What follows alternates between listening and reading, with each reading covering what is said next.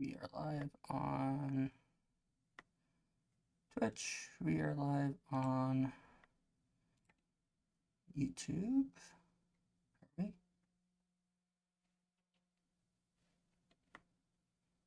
Yes, we are. Okay.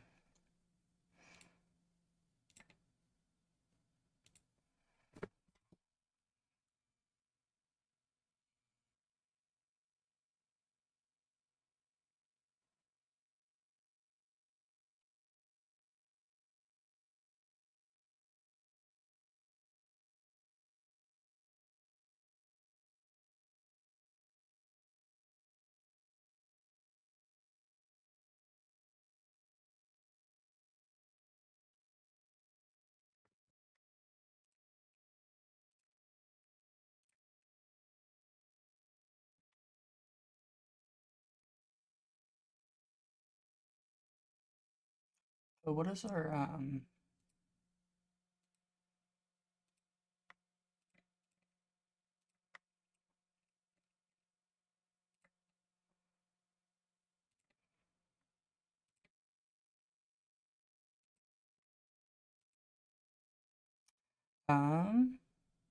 let's see.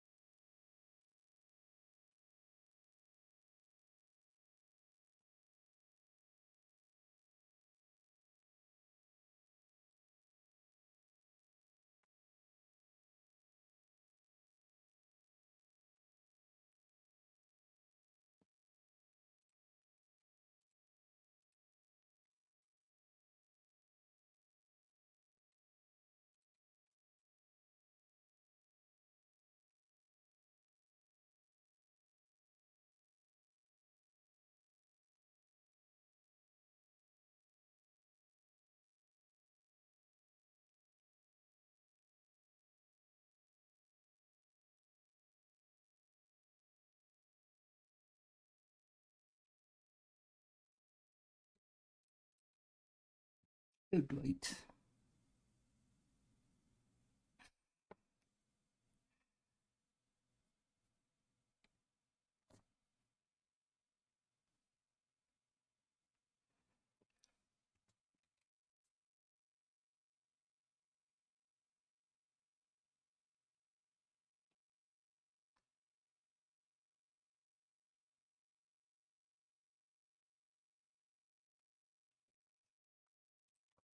Hello. I am just setting things up now.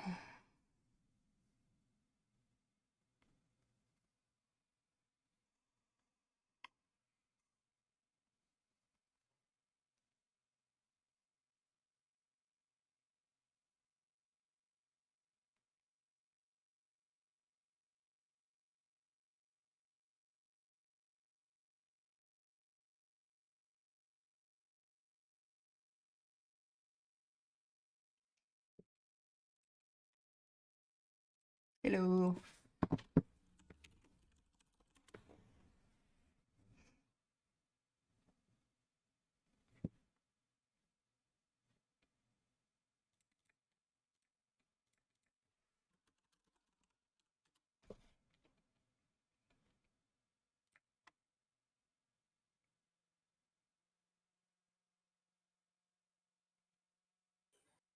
Can you hear me? Yeah, I can hear you fine. Can you hear me?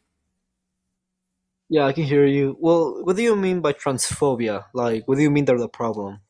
So the problem is that transphobia exists, not that. So a lot of people seem to think that trans people are the problem, and that there's some sort of um, like their issues come from them being trans, but the actual issues that people who are trans have to deal with people who are transphobic, especially those who are close to them, that leads to bad mental outcomes. What is transphobia for you? Can you define Um, what it is? so I would generally take it that it is the term.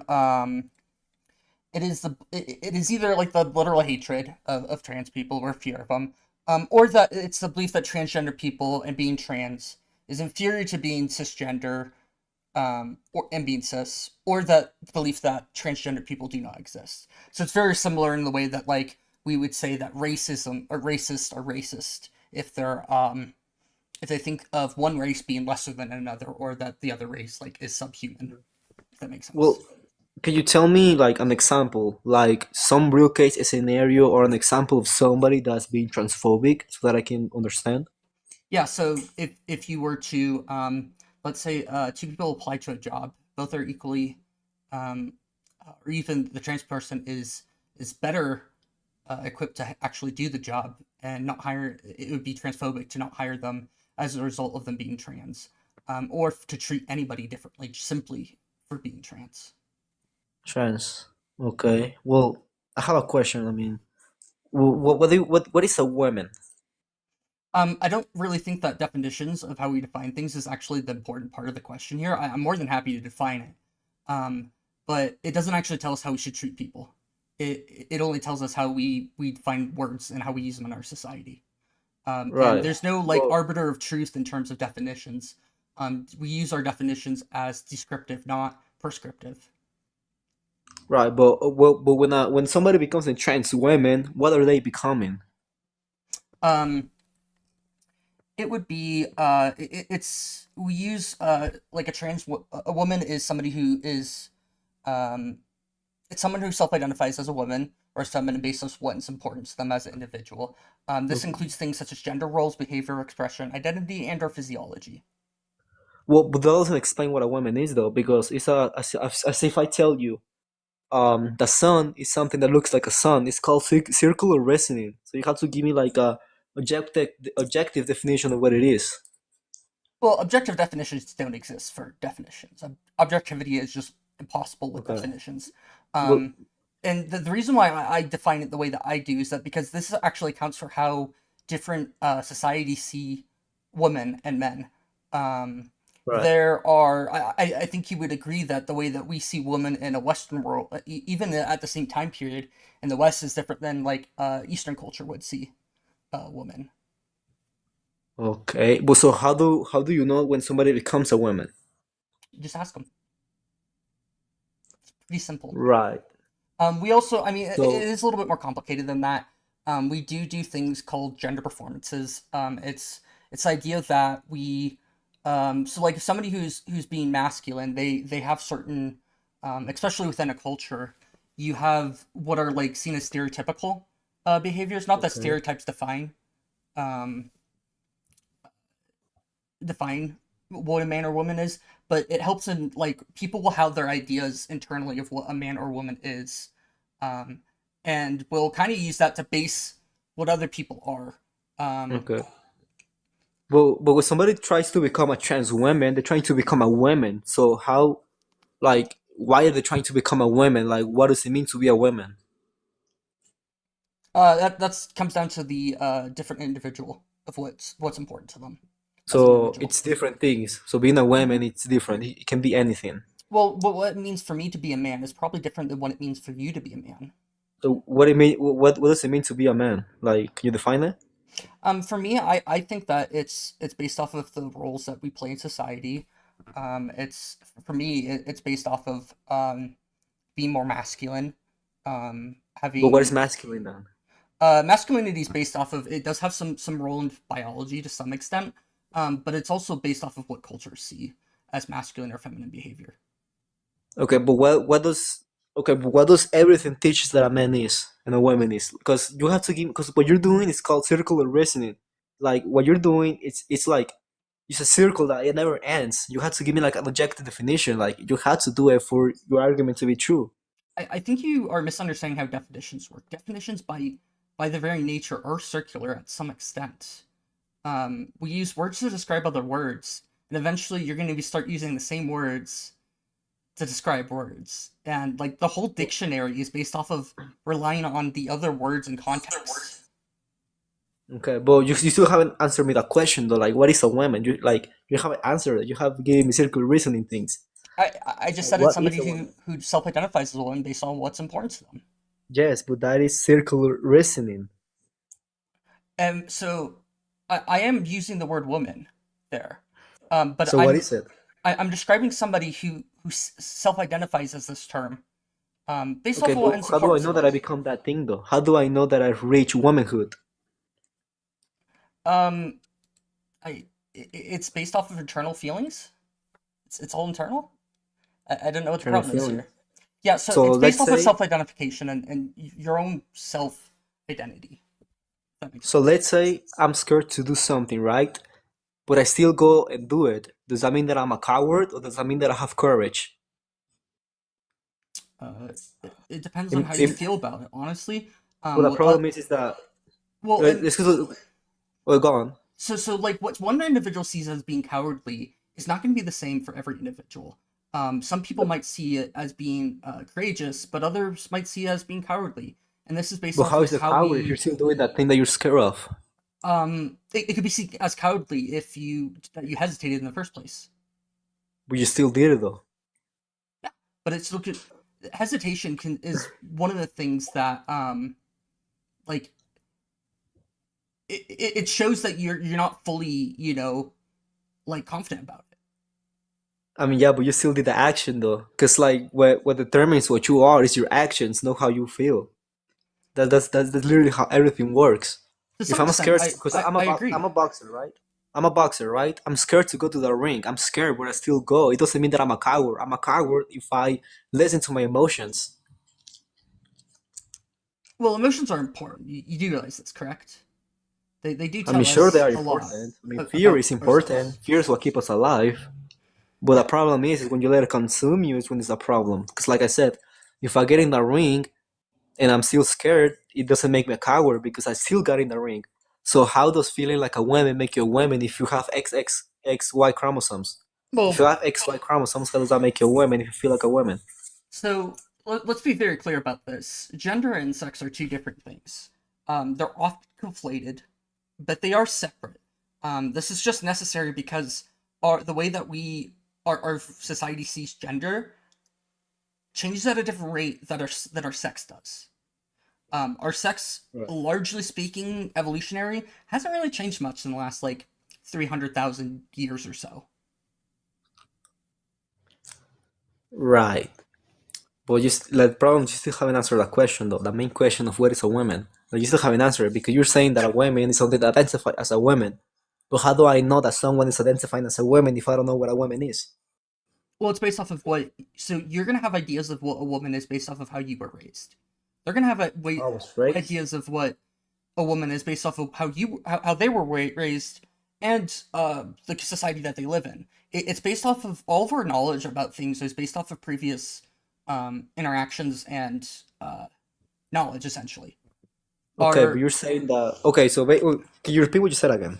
so the way that we view the world is based off of how we are the world around us essentially what we're raised with, important events in our life, being taught by teachers and others, and just interacting with others. Okay. So people are going to interact with people who are men and women, and they're going to have ideas of what that means. And there's no right or wrong to what somebody thinks is a woman. I would say So that some are would be I don't agree with, but I can't say that they're necessarily wrong, because that would so apply like some basically, sort of normative claim. let's say I'm born. What I think a man is somebody who has XY chromosome. So what you're saying is that if I'm born a man with XY chromosomes, but my environment makes me act like a woman and teaches me that what a woman is, I basically become a woman, right? So that's how I learn what a woman is.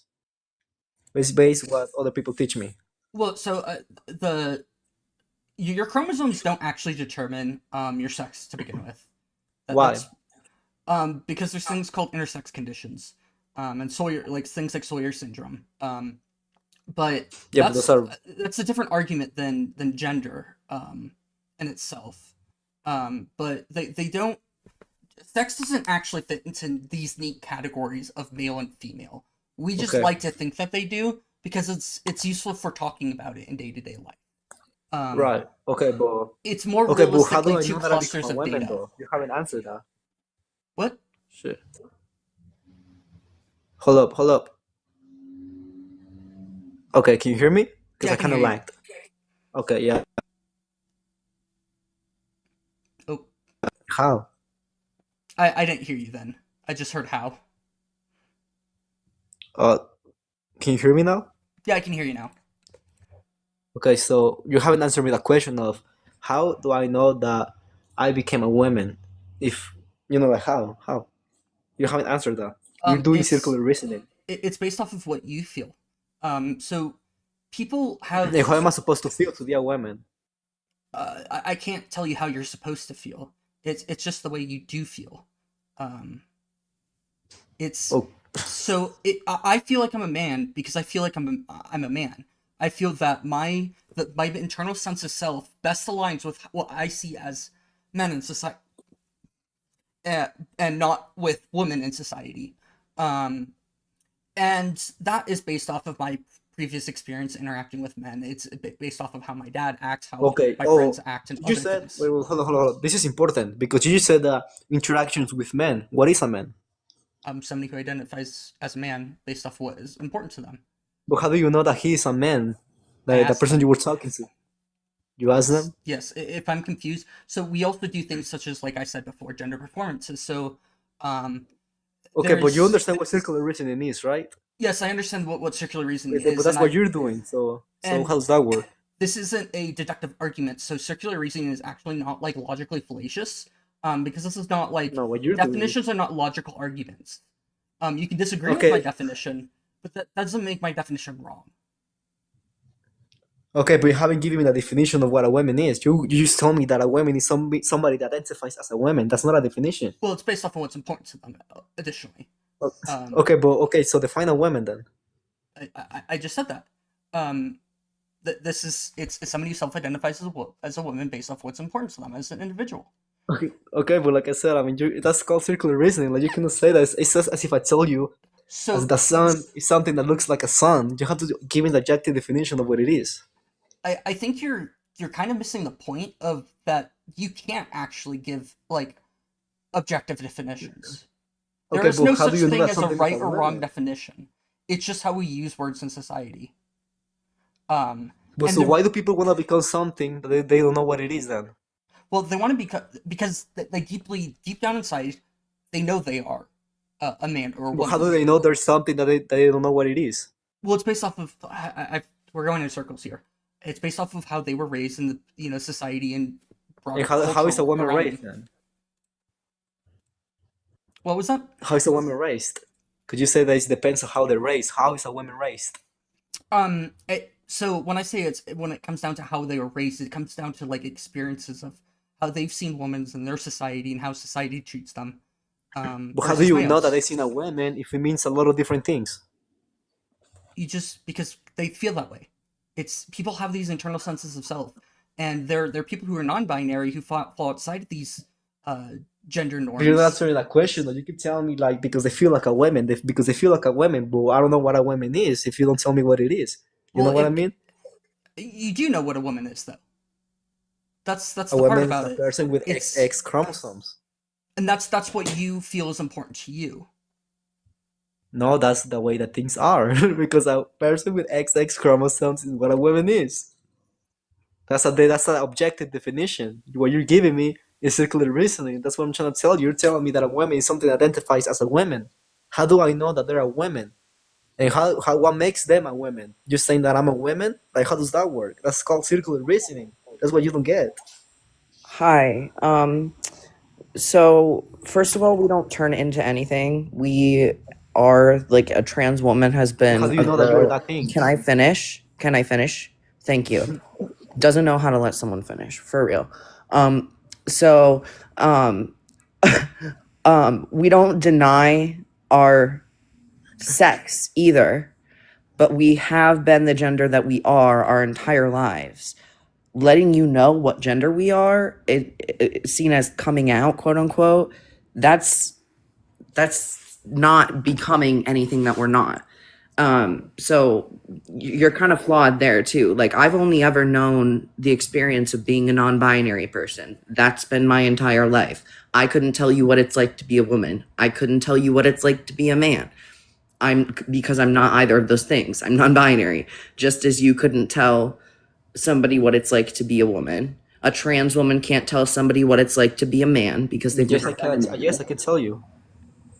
No, they've never Yes, been a you man. I'm can. sorry, honey. A woman is somebody with XX They're chromosomes who became a probably, woman can have a listen, baby. this is my point. They're probably male and they probably still accept that How do you know fact that they're male though? because that's what a trans woman is. But you tell me that you cannot tell me what a male is or what a woman is. No, see male and woman here. Male and female refers to sex. Man, woman, non-binary refers to gender. Intersex is also a sexed term, right? So Okay, when so I'm we're asking you, talking what is a about woman? a trans woman, that is a male woman. That's a woman with XY chromosomes, like or XX. No, I was right the first time. Sorry, with XY chromosomes, typically, right? Unless they're intersex. But that's literally the definition of a trans woman. Like, I don't know what you want me to tell you. Okay, They know so what it's like to be male, and they know what it's like to be a woman, and that's it. you're making this too overcomplicated. So you, first of all, you told me you cannot tell me what a man is, and now you're telling me what a trans man is, apparently. So you think, Did I okay, say so trans you man agree? ever? Do you agree that a man is somebody with a XY chromosomes? Keaton, did I say trans man at any point? No, you did not. Yes, you I did. don't think that was Okay. that. I heard trans don't man want to the be entire time. gaslit here. At least Yeah, I I've didn't been catch talking it. about a So. trans woman. Okay. Somebody who's Okay, so- male doesn't mean man. They are completely separate Okay, so terms. what is a man then? Somebody, it's the same definition Keaton gave you. Like if your identity, if your gender identity is that of a man, then you're a man. But what is a man though? I just told you. Okay, define it because you said something that is a man is something that is a male. A man. That's circular reasoning. What is the objective definition of what a man is? Okay. Okay, so Definitions are descriptive, not prescriptive, and I don't think you quite grasp that.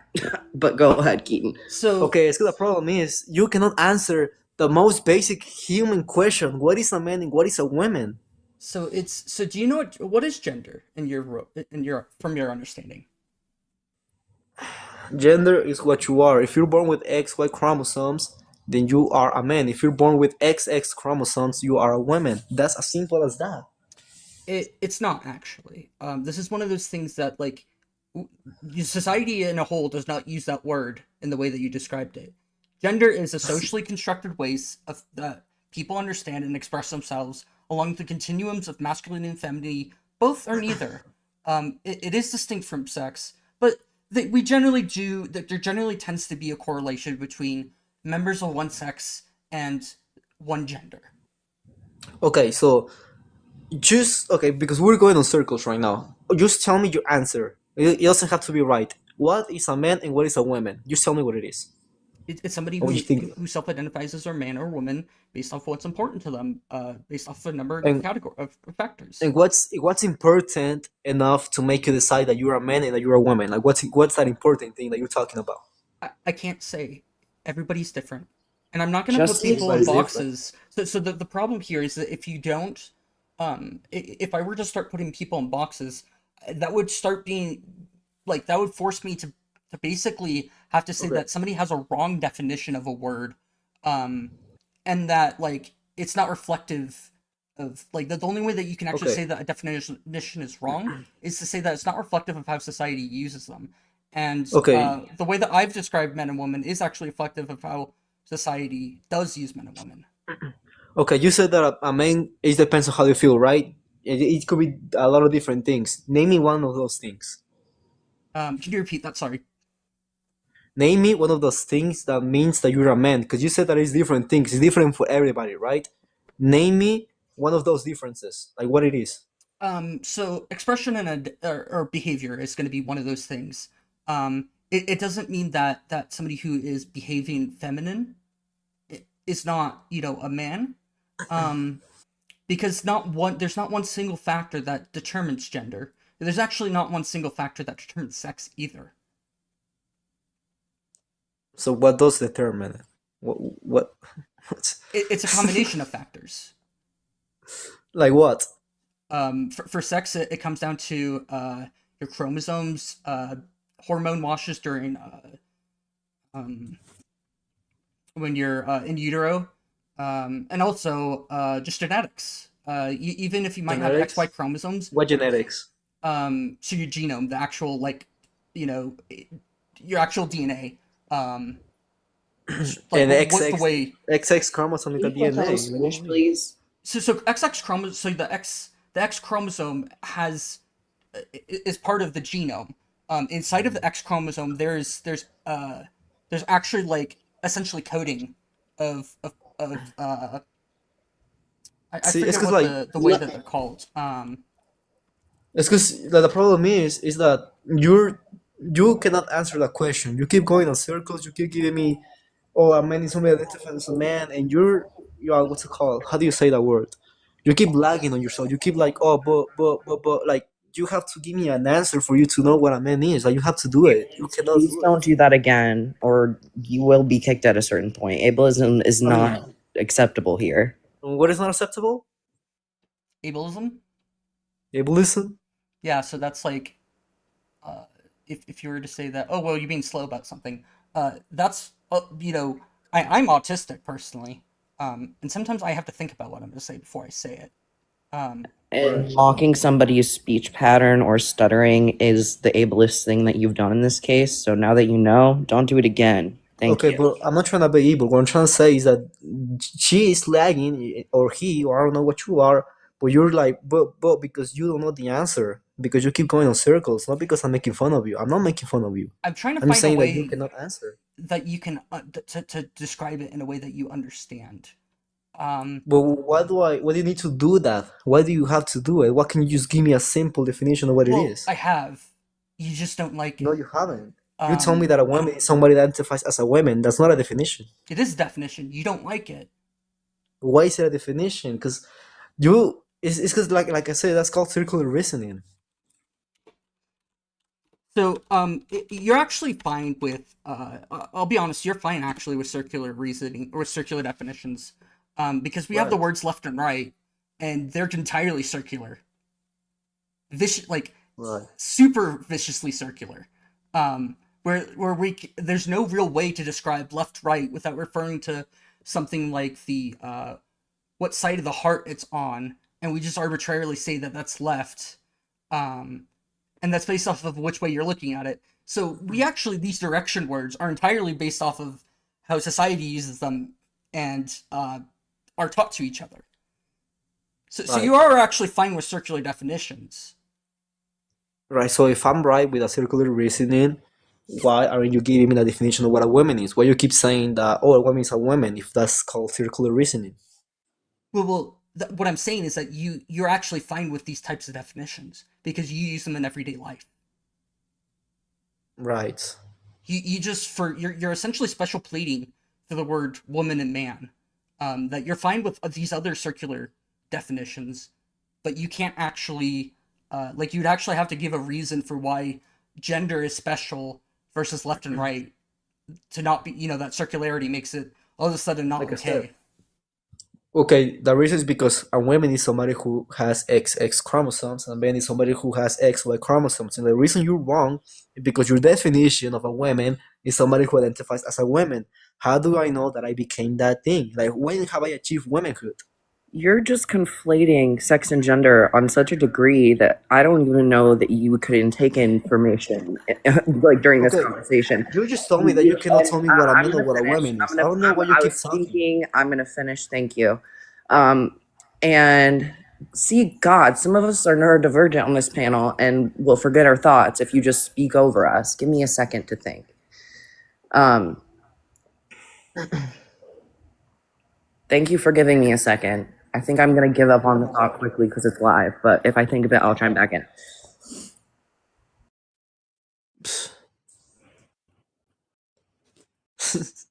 So I don't know why Cole is even talking. She told me, or he told me that They she cannot tell me that what a man or what a woman is. Like he or she told me that he can tell me that she cannot tell me what a woman is or they what a are Oh, man that's is. what they I was gonna say. The definition we're giving you isn't even viciously circular. You said that the definition that we gave you was a woman is a woman, and that's Yes. not the definition that we gave. We're Yes, adding more. that's exactly what he Let me said. let Or me she. finish.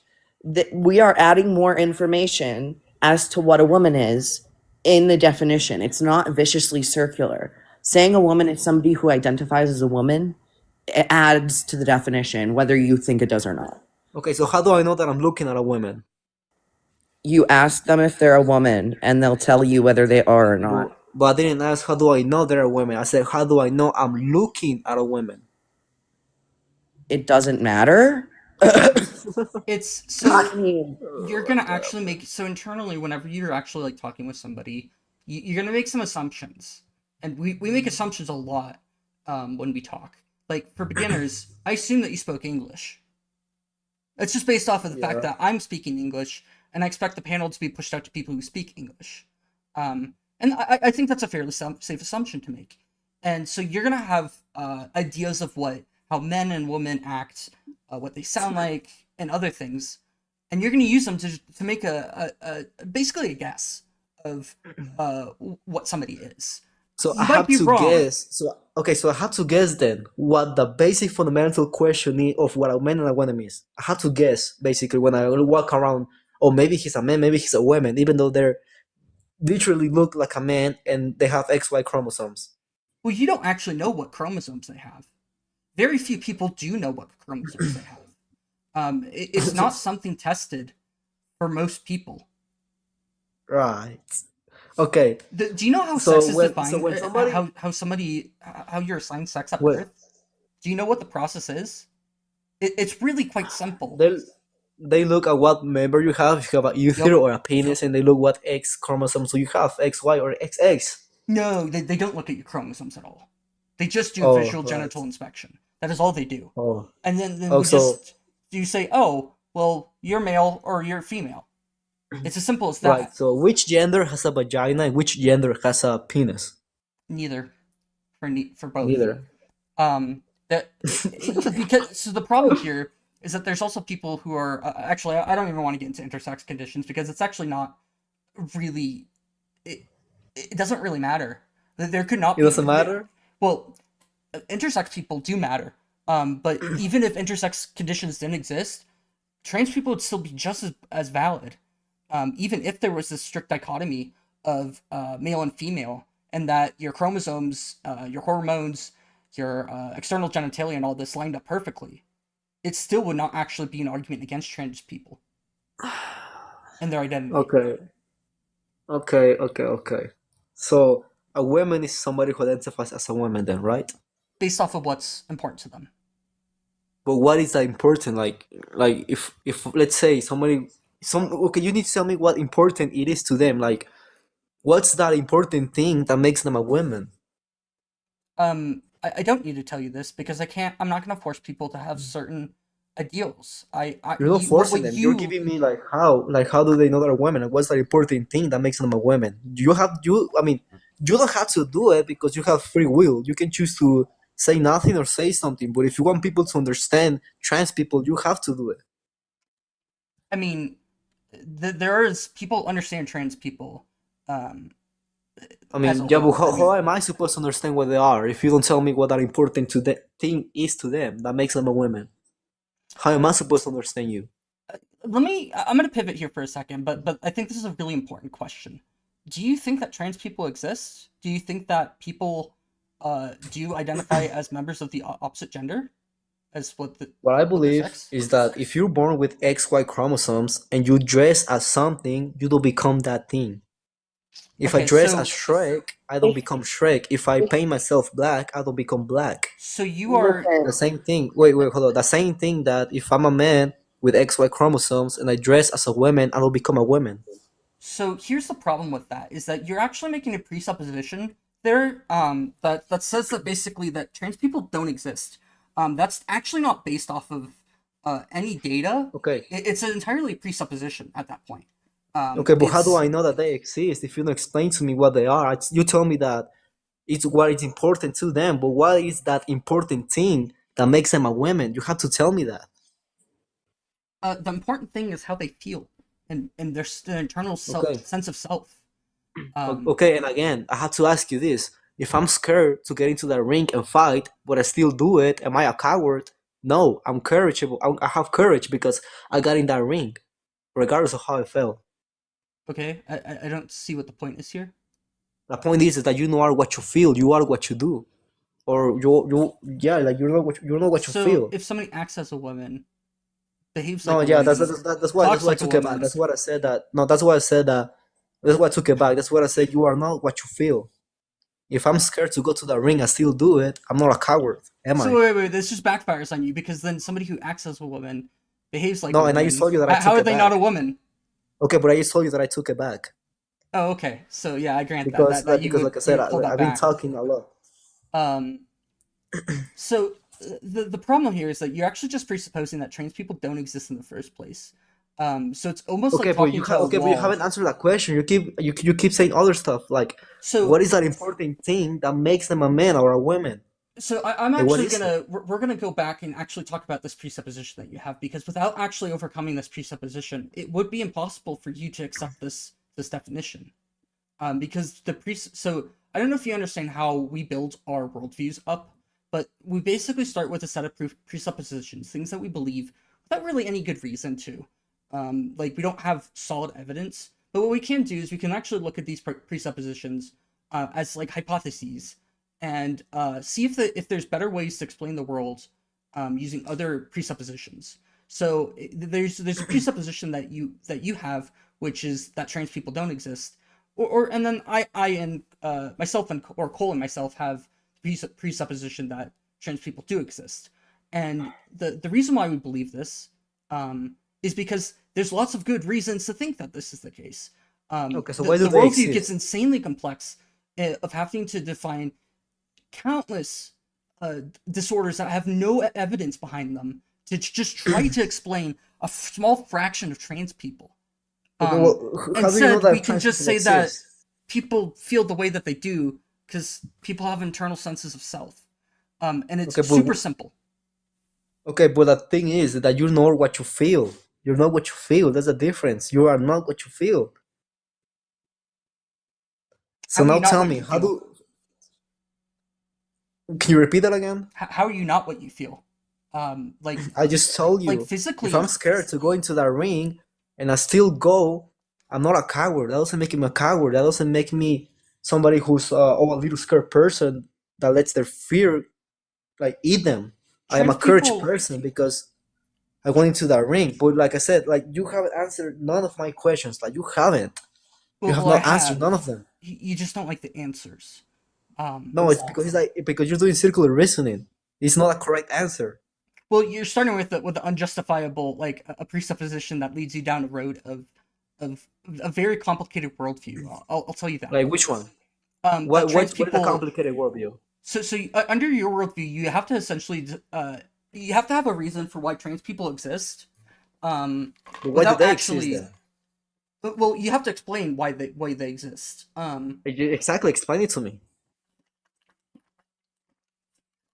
I don't have the burden of proof to explain under your Oh, worldview why they oh, exist. I just have to explain under my worldview why they okay, then exist, do it. and that's simply that trans people exist because they feel the way that they do, Oh, and that okay, there's a wide variety of how we express ourselves okay. in day-to-day life So and across then, societies that don't neatly align to two categories. okay. So Um, answer me this question then. If you are what you feel, what am I? If I'm scared to go to the ring and I still go to the ring and fight, what am I? Am I a coward or am I a courageable person? you're both. Emotions and actions can change. Okay, Yeah. Your gender doesn't. It's a part okay, of your internal identity. okay. You said That's the both, right? distinction maker. So how I am I mean, both if I'm I doing the guess I'm just courageable thing saying and I'm not more. doing the coward thing? so How am I both? so you're there is part of you that says, hey, I don't want to do this, but there's also the part of you that did do it. So you're actually a little bit of Exactly. both. If you could actually, if you weren't cowardly at all, you wouldn't even think about it in some regards. Like this hesitation wouldn't come across you. Not that it's a bad thing to have these hesitations. It's actually a really good thing in a lot of ways.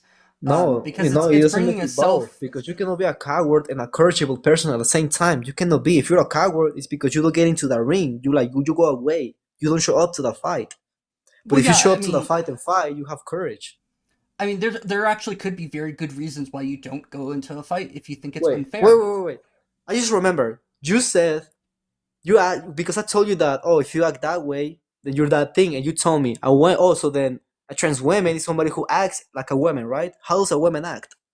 That's going to be based off of societies, and that's I can't. Society. Well, Yeah, what's so the definition of societies what a woman are acts? that there are different ways that different women across the world act differently. Do you agree about that? Give an example. So let's say in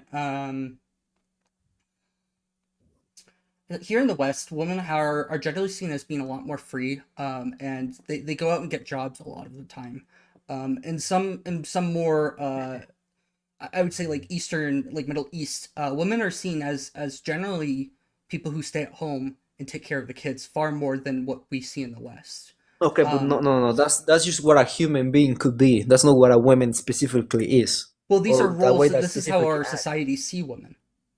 So this is a part of being a No, woman. society see women as women, a person with XX chromosomes, not as a person with free No, or not freedom. that's females. And what is a female? Individual. So a What is a female is female? somebody who has X chromosomes typically. But it's Okay, a little okay, bit yeah. more Thank you, thank complicated. you, thank you. I You said said it. typically. No, Um, no, no. You said no. Okay. How typically though? Like what do you mean by typically? Why typically? let's see. Yeah, search it up. So we it's comes down to the fact that sex is not neat. It's far from neat actually. Um, the Is problem, what? it's not neat. The ideas It's of not. males It's and not it. female are not neat, as in like they don't. There's not a or B category that every single individual falls in between these. And that But you just told me that a female is somebody with XX chromosomes. typically, Typically. yeah, typically. So why typically? Well, like when is somebody? When do they have XX chromosomes and when do they not? When do Um, females? there's a wide variety of different reasons why somebody could have XY chromosomes or or they could have XX, triple X, single X, XY, XX, YY, part of the body being XX and the other part of the body being XY, and all still be a Yeah, but female. they have autism. Like, what do you mean? Have autism? What? Like some of them or whatever that thing's called. But the thing is, like, come on, like we've been doing this for over time. You just said that female is somebody with XX chromosomes. Like, Typically, yes, but there's a okay, lot but of different typically, times where that's not the case, and I okay, refuse to say that would they're you not agree females. that one of the definition of a woman or a female is somebody with XX chromosomes? Then, No, like, no, but you said typically. You said that sometimes yes, sometimes no. I would So it is one say of the definitions then. I would say that based off of our culture, there tends to be a correlation. But I'm not Okay, going to it's say because the problem is no, no, no. that It's because look, this this is is a what you're strict doing. binary. First, you told me no, no, no. Because look, first you told me that a woman is somebody that identifies as a woman. Now you're telling me that a woman is somebody with XX chromosomes. No, Typically, you're I was contradicting talking about yourself. females, And what is a not female? women. So female refers to sex, which is the biological distinction that exists between male and female and intersex people with Okay, respect to the reproductive okay, anatomy, yeah. sex chromosomes, and/or specific genes. Based off of these biological distinctions, most infants are assigned to sex at birth Okay, according to the so binary a female framework is of somebody female with or XX male. chromosomes, No, and a female is somebody with XX chromosomes, and a male is somebody with XY chromosomes. Is what you just told me. typically they do. Typically, oh my god, bro. Because sex refers to reproductive anatomy, chromosomes, and/or specific genes. I have a question, just a personal question. I don't want to offend you or anything. Yeah. Were you born as a person with XY chromosomes, like with a penis? Uh, I, Sorry for being I graphic. was assigned male at birth, and I identify as a Right. man. So, I'm cisgender. oh, so There's you identify no. as a man. I'm not transgender. I'm cisgender. Okay, so Oh, you cut out there.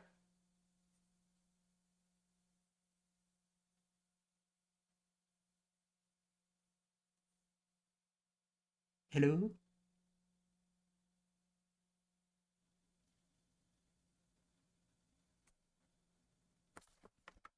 Hello. I can't hear you at all, by the way. Are you here, Cole? Yeah, I'm around Oh, okay. still. I was just making. Oh, they dropped. I'll give them a minute to see if they just dropped for some reason. We got lots of yappers too. Feel free to come up and discuss Yeah. these topics for sure. That's why we're having the live. But like By the way, hi. saying that we're confusing for the sake of being confusing just makes me think you don't want to like track long enough to understand what we're saying. But if you're open to having the conversation, definitely request up.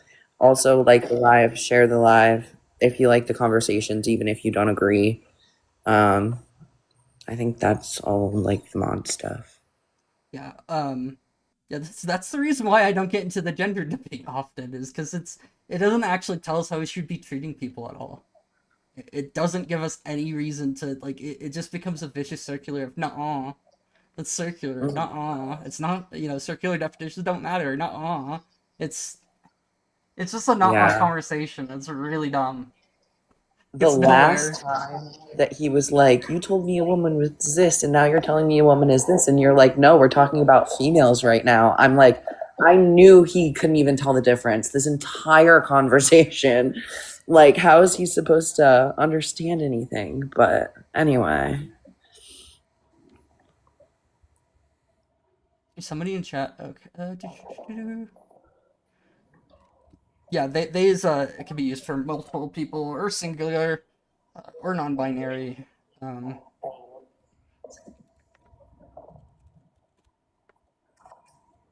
can I invite someone up? yeah. Let's see here.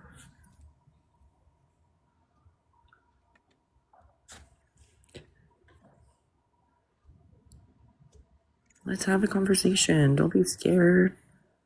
We do have a request if they don't join. Okay. They declined, so I will accept this invitation. All right. Hi, Justin. Could I get your age and pronouns, please? I'm 27. I'm him. Okay. Do you disagree that transphobia is a problem? I think it's less of a problem than the normalization of it. So why would you think that? Because I will just make the explicit claim that uh, that transphobia harms people. Like we just have data for this. I think that trans ideology harms people. Well, that would be the reason why I say that transphobia harms people is because when we have trans people and they're put into accepting situations where people around them accept who for who they are, instead of reject and just try to like erase them from existence, their mental outcome, like their outcomes of life, are essentially identical to people who are cisgender, and that is, I think, a very powerful thing to have to overcome, because at that point, I just basically say that people who are rejected for being who they are essentially, it is the very act of rejecting them that causes harm. Well, I think the term transphobia is thrown around too lightly. I don't think it is, because in It order to get absolutely is. so when I'm speaking of transphobia, I mean it in a way that's similar to how we use the word racism or misogynist. It would be, it's misogynistic to think that women are lesser than men in any way. I would say in a similar way, somebody's transphobic if they think that trans people are lesser in some way. Would you think that it's transphobic for me to say that biological males should not compete in female sports or, women's sports? I think that the sports question is kind of a different thing entirely, because the whole idea behind I that whole disagree. so the whole idea behind that discussion I to just try, asked try if you to thought it was transphobic. Yeah, I was about to say. Sorry if I can chime in, and I'll yeah, go ahead, let you Cole. go. I'm sorry. Okay. So the questioning it is definitely like question everything, get research, consult the sports scientists that make these decisions, things like that.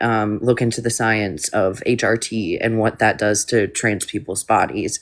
And then once you have all that information, like make your judgment then. Do you think it's transphobic to say that males shouldn't compete in women's sports? So I don't think having that stance, like yes, it is, but if It's you're transphobic. See, I think it's thrown around too open-minded, lightly. if you're open-minded to learning about it, then like you aren't necessarily a transphobic person. You're just an undereducated person on that specific topic as well. No, because according to the Olympics, and whoever I guess the entity that runs the Olympics, they said that males are not able to perform in women's sports. So you're saying that the Appeal to people who run the Olympics are transphobic? Yeah, probably. The people who wrote the W path are transphobic, so I wouldn't see why the people who run the Olympics wouldn't be. Well, the people who ran the Olympics, they viewed studies, they viewed different studies, and they did exactly what you said. They looked at how doctors and other, scientists view sex and the differences between the two. So yeah, it comes down to biological fairness. Essentially, is the whole discussion that's going on here. And I think that there's a number of things that you kind of have to address when you bring up this. The first one is that I don't think that we actually care about fairness in sports that much, because every individual is inherently going to be on a different starting point in terms of we will make males who are 5 feet compete against males who are 6 feet in the high jump. I don't think that's fair. In the sense that the person who's 6 foot tall inherently will have an advantage just due to their height, all things else being the same. Well, there are no height groups. There are no height groups in the high jump. There are weight classes in wrestling or weight classes in, other sports. It seems like gender is the only thing that we do segregate based off of. We don't. No, there's weight classes in the UFC. Okay, in wrestling, there is that. Ultimate fighting, jiu-jitsu. These are fighting sports. These are Why do you think that is? Why do you think that they? Because people who differentiate, who have different weights have different. Like somebody who's heavier is generally going to have going to have more muscle. Would you say that males have more muscle than females? Typically, but not always the case. I mean, our genetics. Okay, but typically. Yeah, typically. Because there's obviously going to be women who are going to be stronger than even just a majority of men at some points. But it's rare. But they're outliers. Yeah, I mean I wouldn't say they're outliers. It's just rare. No, they're outliers for sure. I mean, there's intersex people, but we don't teach biology that we teach in biology that you're either male or female. Obviously, there are intersex people. We don't sell gloves with 6 finger holes, but you can have those made. At an elementary or like even high school level, we don't teach that. But when you go into the science deeper, we do teach. That is the understanding that sex is not the strict binary anymore. Is that it becomes a little complicated because there's a lot of times that the rules start getting broken. And the moment that these rules start getting broken of like strict binaries, the rules are kind of useless because they don't. But once they're broken in a not typical sense, like you could say that there's some people born with one arm, but we know that humans have one arm. Yeah, but that's why. Humans have 2 arms. You understand? Typically. No. We would never get to the point if it became a birth defect that thousands of people were being born with one limb, one arm, right? At what point would we then teach that humans could also have one arm? We teach that humans have 2 arms because that is what is typical. Yeah, so one place that we've seen this more often is like things like wisdom teeth, where less and less people are being born with wisdom teeth. And so, we still teach that, a good percentage do have wisdom teeth, but it is very possible in a couple thousand years that people just don't have wisdom teeth. Yeah, but humans have wisdom teeth. No. That literally our genome will actually selectively, like there's selective pressure, it seems, for it to not be the case that we have wisdom teeth. I don't get what your contention is. So this would be meaning that our us as a species have evolved away wisdom teeth because they ended up we take better care of our teeth nowadays than we did 300,000 years ago, when our species first was kind of arriving, or what we would classify as Homo sapien, kind of first kind of being a thing, because species are kind of how we define species is a little arbitrary at points. It's Okay, not so super your argument straightforward. relies heavily upon the fact that humans evolve. Yeah, And so you're we do. saying, well, in the future, it's possible that humans won't have wisdom teeth. So I think that there's more than two genders. And I think that sex is arbitrary and shouldn't be talked about in a binary sense, because in the future, humans could get rid of their wisdom teeth by evolution. That's the No, argument? what I'm saying is that these strict rules of binary kind of fall apart when you start looking deeper into what actually happens. Because these rules That's are inherently, there's going to be rule breakers that break these rules, and therefore the rules are not like, you Well, can no no, longer say even in they're the sense, absolute. even in your argument, it's a binary. It's either you Trans have wisdom teeth or you do not. trans people and intersex people have existed for thousands and thousands of years. For all of our written history that we have, trans Absolutely. people and intersex people have existed. But humans are either male or female. No, intersex people have existed, meaning that people Yeah, will and fall on people the born with bimodal. birth Can I defects finish? have also Can I existed. finish? Can I finish? Thank you. And people will fall somewhere on that bimodal spectrum for thousands of years. Like I said, all of our written history that we have documentation of intersex folks, people that Yeah, and it's a birth fall. defect. Can I finish? It's a birth defect, man. These people are not defective.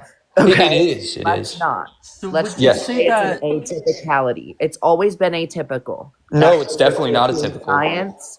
So when I say atypical, that means not typical. That's what I'm saying. It's always been a small percentage of the population. So has people with red hair.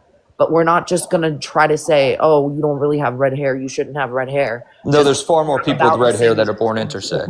I finish? Jesus Christ.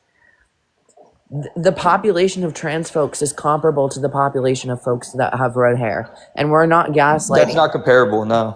Gods.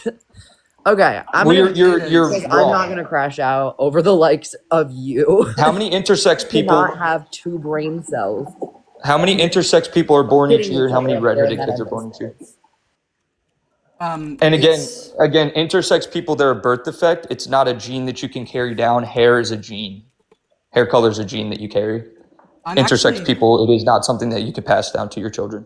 the typical estimate is going to be about 1.7% of the population are intersex. We don't know exactly for sure, mostly due to the fact that a good percent of the population just doesn't get their chromosomes. Like, we don't know what their chromosomes actually are. We just make a guess generally of what they are. Well, again, you guys are comparing hair color to intersex people. It's totally different.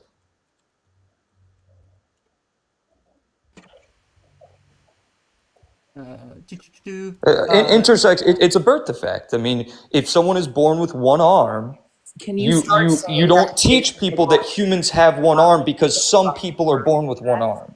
because those Humans have people are two not arms defective. and 10 fingers. Neither are disabled people. We're not defective either. So stop. No, I'm not saying that need to disabled stop. people are defective. I'm letting you know that You're we can't telling base us our that reality we and can do base the way that we do things, especially a societal norm, such as sports or opportunities like scholarships. I think that scholarships are for Okay. females. Female scholarships, or in this case, women's scholarships. I have one question for you. One second, let me finish my point. No, I have one question for you. Why do you care? To protect an entire group of our population. What group would that be? In this case, women. So okay. do you think that women are incapable of protecting themselves? Because that would just be deeply misogynistic. Oh no, I never made that. I never made that contention. What are you talking about? Okay, I well- simply said that women, in this case, and there are many women who agree with me, that, like, for example, a female or a women-only scholarship or opportunity, right? Like in this case, an opportunity would be the scholarship.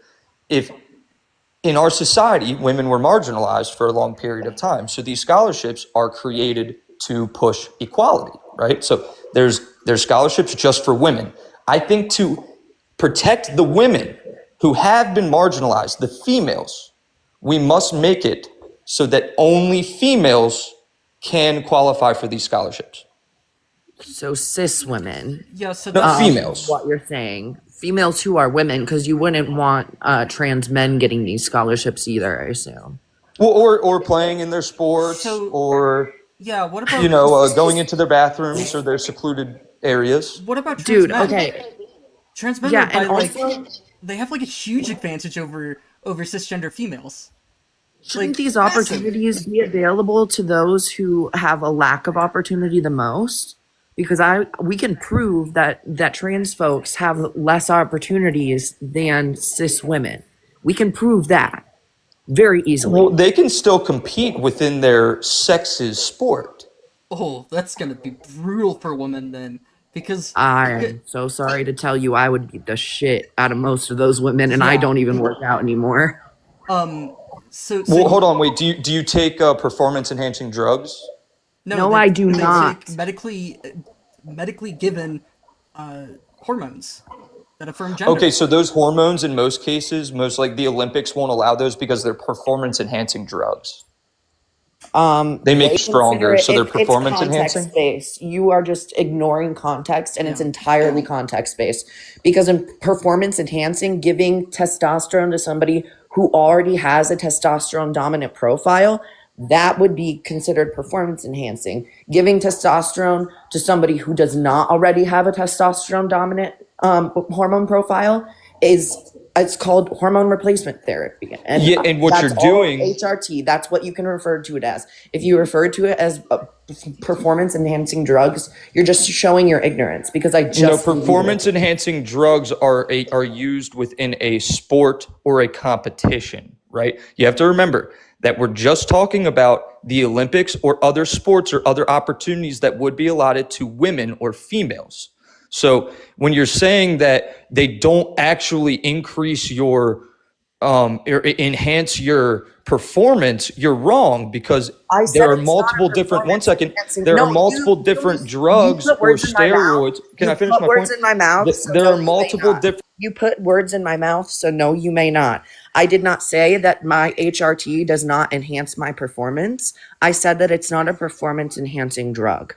It is though. Not You always. can think whatever you want, but again, In the sense, okay, it's not a performance enhancing drug in which sport? in any sport, it's HRT That's not no true. matter what. It's HRT Performance no matter enhancing what. drugs for chess is different than performance enhancing drugs for football. Well, yeah, that's a great point, because women actually compete with men in chess. Yeah, absolutely, and neither of them can use like methamphetamines during their competition, because that's a performance Let's enhancing use drug. TikTok-friendly language. I'm sure that's fine for you to use. I mean, yeah, there's going to be stimulants and stuff that are going to make your brain activity, brain function at higher rates. Yeah, I and think those part are of the problem banned here from is that- chess yeah, competitions. But here's the problem here too, is that there are going to be many trans women who are going to have a lower testosterone level than just females who have naturally high testosterone levels. Yeah, but those are like- natural. So why are you making this? So you care about this fairness, but I guarantee you a lot of sports are going to be dominated by females with higher levels of testosterone. Yeah, that's life. Oh, so you're saying Oh, that life is really inherently quickly- unfair, but then you're trying to use fairness to prevent one subset of the population from competing in sports. No. I'm trying to Fact check, prevent, like, for Justin. example, Fact check. You're wrong about the Olympics. So don't lie on live. It's really irresponsible. Can we have it back and forth? That was from the mental health professional that works with trans folks that I sent you. I saw the comment, and so I know you can discuss it at this point. So like, for example, basketball, right? In the WNBA, none of them should be able to take hormones or drugs or anything that would increase their strength to the point that it would be unfair to the others, especially if these drugs or these hormones could cause, long-term effects, which they do. They cause long-term negative effects on you. No, it's Um, not negative. Please. Yeah, why do you think steroids are banned in baseball? I literally gave you the context earlier. Why do you think steroids are Because banned in you just won't baseball? listen Because to it a leads word, to heart and disease. I'm not Well- going to waste my breath on somebody who doesn't listen. So hormones on high levels will lead to negative effects. That's with anything. Water, if you take too much water, you'll literally drain all the electrolytes out of your body and enter a coma. So that's just everything is bad for you. at a certain Again, point. why are steroids banned from baseball?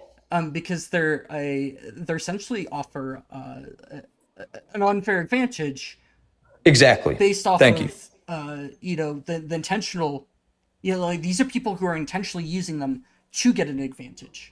People who are trans are not using hormones specifically to get an advantage. Yeah, that's no problem. But if they use it, then they should be banned from that said sport because they what have an makes- advantage.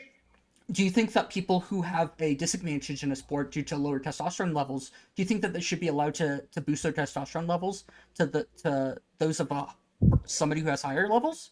Because that's only fair. No. I think that gender affirming care to the extent of drugs or surgeries is actually I'm not a even, form of. I'm not even saying that gender affirming. I'm just saying that I'm a male. Let's say somebody else has higher testosterone levels. All things else being equal, do you think I should be allowed to have testosterone to balance out those levels so it's fair?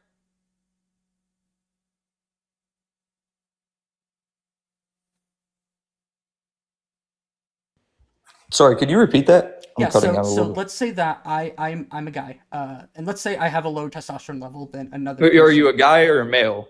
I identify as a man and I'm a male. I was born with PP, and I identify as a man. Does that clarify that? Yeah, you're normal. Yeah. Okay. Okay. Well, continue on. Do you think that it should be allowed for me to take testosterone in order to make competition fair, to match the testosterone of somebody who has higher testosterone than me? No, absolutely not. That's why it's banned in every single sport. So you don't actually care about fairness. Well, if you're lower testosterone, then more than likely you'll be better at other things. You'll have a higher IQ. Okay, but you don't actually care about fairness to the point that it is something that should prevent you from, like you don't care that I'm going to do worse at certain things, and it's actually not the case. I don't even think that testosterone necessarily makes your IQ lower. I have an IQ of 106. So, and I don't know what my testosterone is, but it's always been within normal levels. So I'm slightly above normal. So. Yeah, again, I don't think that you should be able to juice yourself to, it's people work long years, hours every day. People work very hard to get an opportunity in a sport. And I don't think that just because science has progressed to the point where you can, inject yourself with something to be stronger, I don't think that, just like the MLB doesn't think that, or the Olympics or any other, sporting organization believes, it's just not fair for people to be able to take medicine or inject themselves with hormones or steroids in order to get an advantage. I don't think that that'll ever become normal. Let me just Oh, can I Yeah, go ahead. can I just lay this out to make sure I'm following right? Okay, so wait till I finish and then tell me if I'm wrong or right. You want trans men who are on testosterone to compete with women because we're all typically female. And you want trans women who are at a disadvantage because of their HRT and their suppression of their testosterone in their system. You want them competing with men that have testosterone dominant systems, right? That's what you're advocating for, Justin? Yeah, but it's your choice to take those. Okay, and you're still advocating for people to have these advantage gaps. Yeah, absolutely. Trans But people exist, and some of us are gonna want to do sports. Like, yeah, and people with anti-anxiety or people with anxiety and depression exist, but if you take anti-anxiety or depression medicine, there are some states that won't allow you to, use a firearm or purchase a firearm, right? So I think like SSRIs in most states are you can't join the military if you're on SSRIs. That is your choice to take them. And if you take them, you have to know my the God. side effects or, It's a- the opportunities that you'll lose out on. It's a false choice, is what you're Yeah. saying. We can either suffer and end up offing ourselves, statistically backed evidence there, or we can get the medical care that we need to resolve the dysphoria. That's the quote unquote choice that you're saying we have. Yeah, you could either, like I said, most people on SSRIs cannot purchase a firearm, and they're well aware of that before they get on them. I'm an SNRI, and I can purchase a firearm, no problem. I'll Well, pass it back what to our state do you live in? Colorado. It's a pretty. How long have you been on them? I've been on them for years, many years. Okay, can you join the military? No, but that's also because I'm autistic, and I. No, take you a- can't join the military because you're on SSRIs.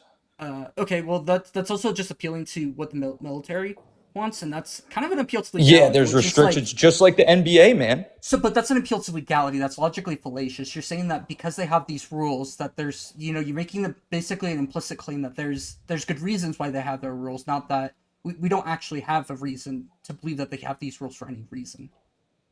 Oh, well, and no, also, the reason that they... the whole thing that you were bringing up when I was talking about, me taking testosterone would be not for an advantage, but to make the playing field even. It's Well, not that no, I in want that case, to- it's not even because it's not natural. Oh, so you're okay with so why do men and women not compete together? Because men just naturally have a better performance over women in a lot of sports. What's the difference? Yeah, that is true. What is the difference? You seem to just be special pleading that it's not okay to have a level playing field when it comes down to testosterone or trans people, but it is okay when it comes down to just sex. No, I'm not going to bend the knee and say that, well, it's fair to take hormones which increase your strength to be a professional athlete. That's not, no professional organization allows that. But the playing field isn't fair to begin with. Okay, which major sport organization allows hormones? Justin, have a little patience.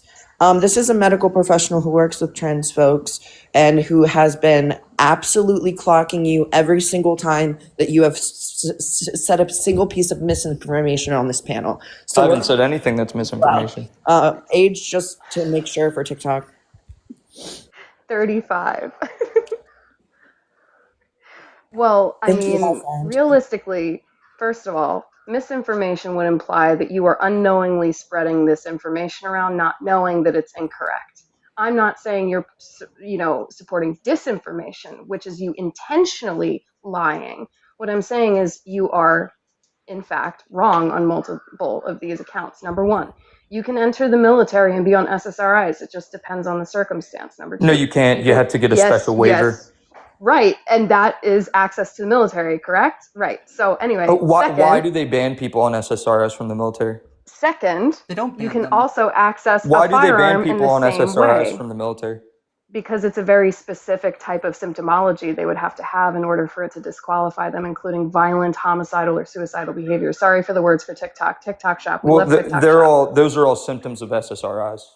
No, actually, they're not Yes, they are. symptoms of SSRIs. They I thought you were a actually medical imply professional. a You're telling me that diagnosis. homicidal thoughts are not a symptom of SSRI medication? Listen, number one, I said the word once. We shouldn't repeat it because of TikTok. Number two, no, because we're talking about SSRIs being on their chart, not what the SSRIs have an effect on as far as their capacity in the military. When Okay, they have well, SSRIs, those thoughts... when they have SSRIs on their paperwork, all it's implying is that they have a mental diagnosis. They have a quote-unquote mental illness, and they may not be fit for duty, so they will assess what is the actual diagnosis that led to the SSRI use. So everybody That's can what look matters. this up. SSRIs do have a side effect of schmomicidal thoughts. You can look this up. It's very common. Sure. It's also incredibly rare that and SSRIs It's not give rare. No, it is. Thank you very much. Second of all, It's when definitely you're not talking rare. about people in sports, you're talking about the differences between trans women going up against cisgender women and trans men going up against cisgender men. When you're talking about a trans woman who has been on HRT for 3 years or more, they are now completely at a disadvantage compared to what they were as a, male. Their Absolutely, and male that was their advantage, decision. Right, their male advantage is now gone. So your argument falls apart because they no No, longer it have doesn't. the advantage because of the use of that. That's the difference between using anabolic steroids and doing this. No, Because because what they you're went through doing is, puberty as a male. it doesn't matter. You're talking It about does advantage matter, versus ma'am. It does matter. disadvantage. Their It's bone about structure is disadvantage versus thicker. Their bone advantage. structure is stronger. And Their 3 years muscles on are also HRT quicker to grow. diminishes those advantages. 3 years on HRT as a trans woman lowers bone density, lowers lung capacity, etc. All of these things are facts. This is why I'm like so frustrated, because it's Yeah, like, but we're not going to these bend are the just knee to real that, ma'am. things. We're not going to Right. allow Well, people to who's just we? Because you also take claim that the medicine Olympics or isn't take allowing it. hormones to fit a certain criteria to play a sport. That's not what we're Right. going to do. Okay. So you're also saying we as though you're a part of these sporting associations. And by the way, none of them agree with you. The NCAA, the Olympics, both of those institutions specifically mentioned, because of these issues, that you cannot presuppose or make a presumption about someone's advantage or disadvantage based on the fact that they're transgender. Then That why means are that they trans actually men? have to look for the Then why are, advantage. excuse me, you said the Olympics. Then why are transgender people banned from the Olympics now? They are not banned from the Olympics Yes, now. they are. They are not allowed to be they're not supposed to be presumed to have an advantage. That's the That's point. not true at all. Everybody They just then Google check Olympics for trans ban. advantage. Everybody can look it up for themselves. Yeah, you could go on the Olympics website and look at the entire section talking about fairness. And when you go to fairness on the website, it will discuss exactly what I'm saying, which is you cannot presume that someone has an advantage until you test for said advantage. At that point, you can discriminate based on advantage, but you cannot do it just solely based on them being trans. So explain to me why trans individuals are banned from the Olympics.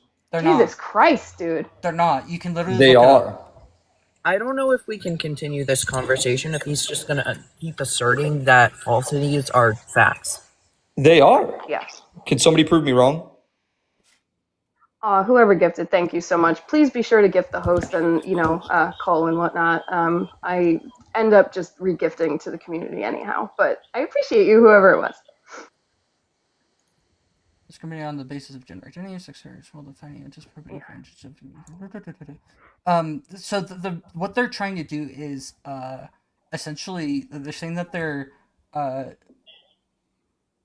trying not to discriminate on the basis of gender identity while basically restricting disproportionate advantages in ways that Exactly. preserve meaningful and fair competition. There's a lot into it. I'm trying to find what it. So you're actually saying they says. aren't banned? You're saying that they're not trying to ban them right now? I mean, people are trying to ban trans people from everything. Let's just be No, real the about Olympics, the USOPC. that. Well, the USOPC is different than the International Olympic Committee. Yeah, also trying to Yeah, the ban them is not the IOC. same as they are banned. Yeah. It seems like. Well, they released a statement stating that they will not have Olympic or any members of the trans community or anybody who is on these hormones which are performance enhancing. They are not going to be able to compete in the 2027 Olympics. But again, it's sorry, not the a performance 2026. enhancement. That's actually just They not not are an they are enhancement performance. drug. If it's making you stronger, faster, and all these other Jesus things, Christ. then yes, they do enhance your performance. They do. I know that's crazy to you, but that is why they're labeled performance enhancing, because they make you stronger and they make you faster. Don't make you. Oh my God, we have not no. if you're a trans woman. So So you're telling me that injecting testosterone doesn't make you stronger? not in a like performing a super performing enhancing way that makes it unfair always. But it does enhance your can. performance Just as slightly. Can make I it. would be just as strong as my cis male counterparts. That's the goal. Just as strong as cis male counterparts. Opposite for trans women. They want to be they want to lower their advantage enough so that they're in range with every other cis woman that they compete against. So within the triathlon and tennis, they may require testosterone levels to be suppressed below a specific limit, but otherwise, there's actually not really any restriction among trans women competing with women. In terms of things such as swimming, diving, track and field cycling, and rugby, most of those do have limitations about um, if they've gone through a male puberty and at what stage. Um, so there's actually like if you're swimming and diving, if you do not experience a male puberty beyond Tanner stage 2, which is around age 12, they don't actually ban you from competing with women.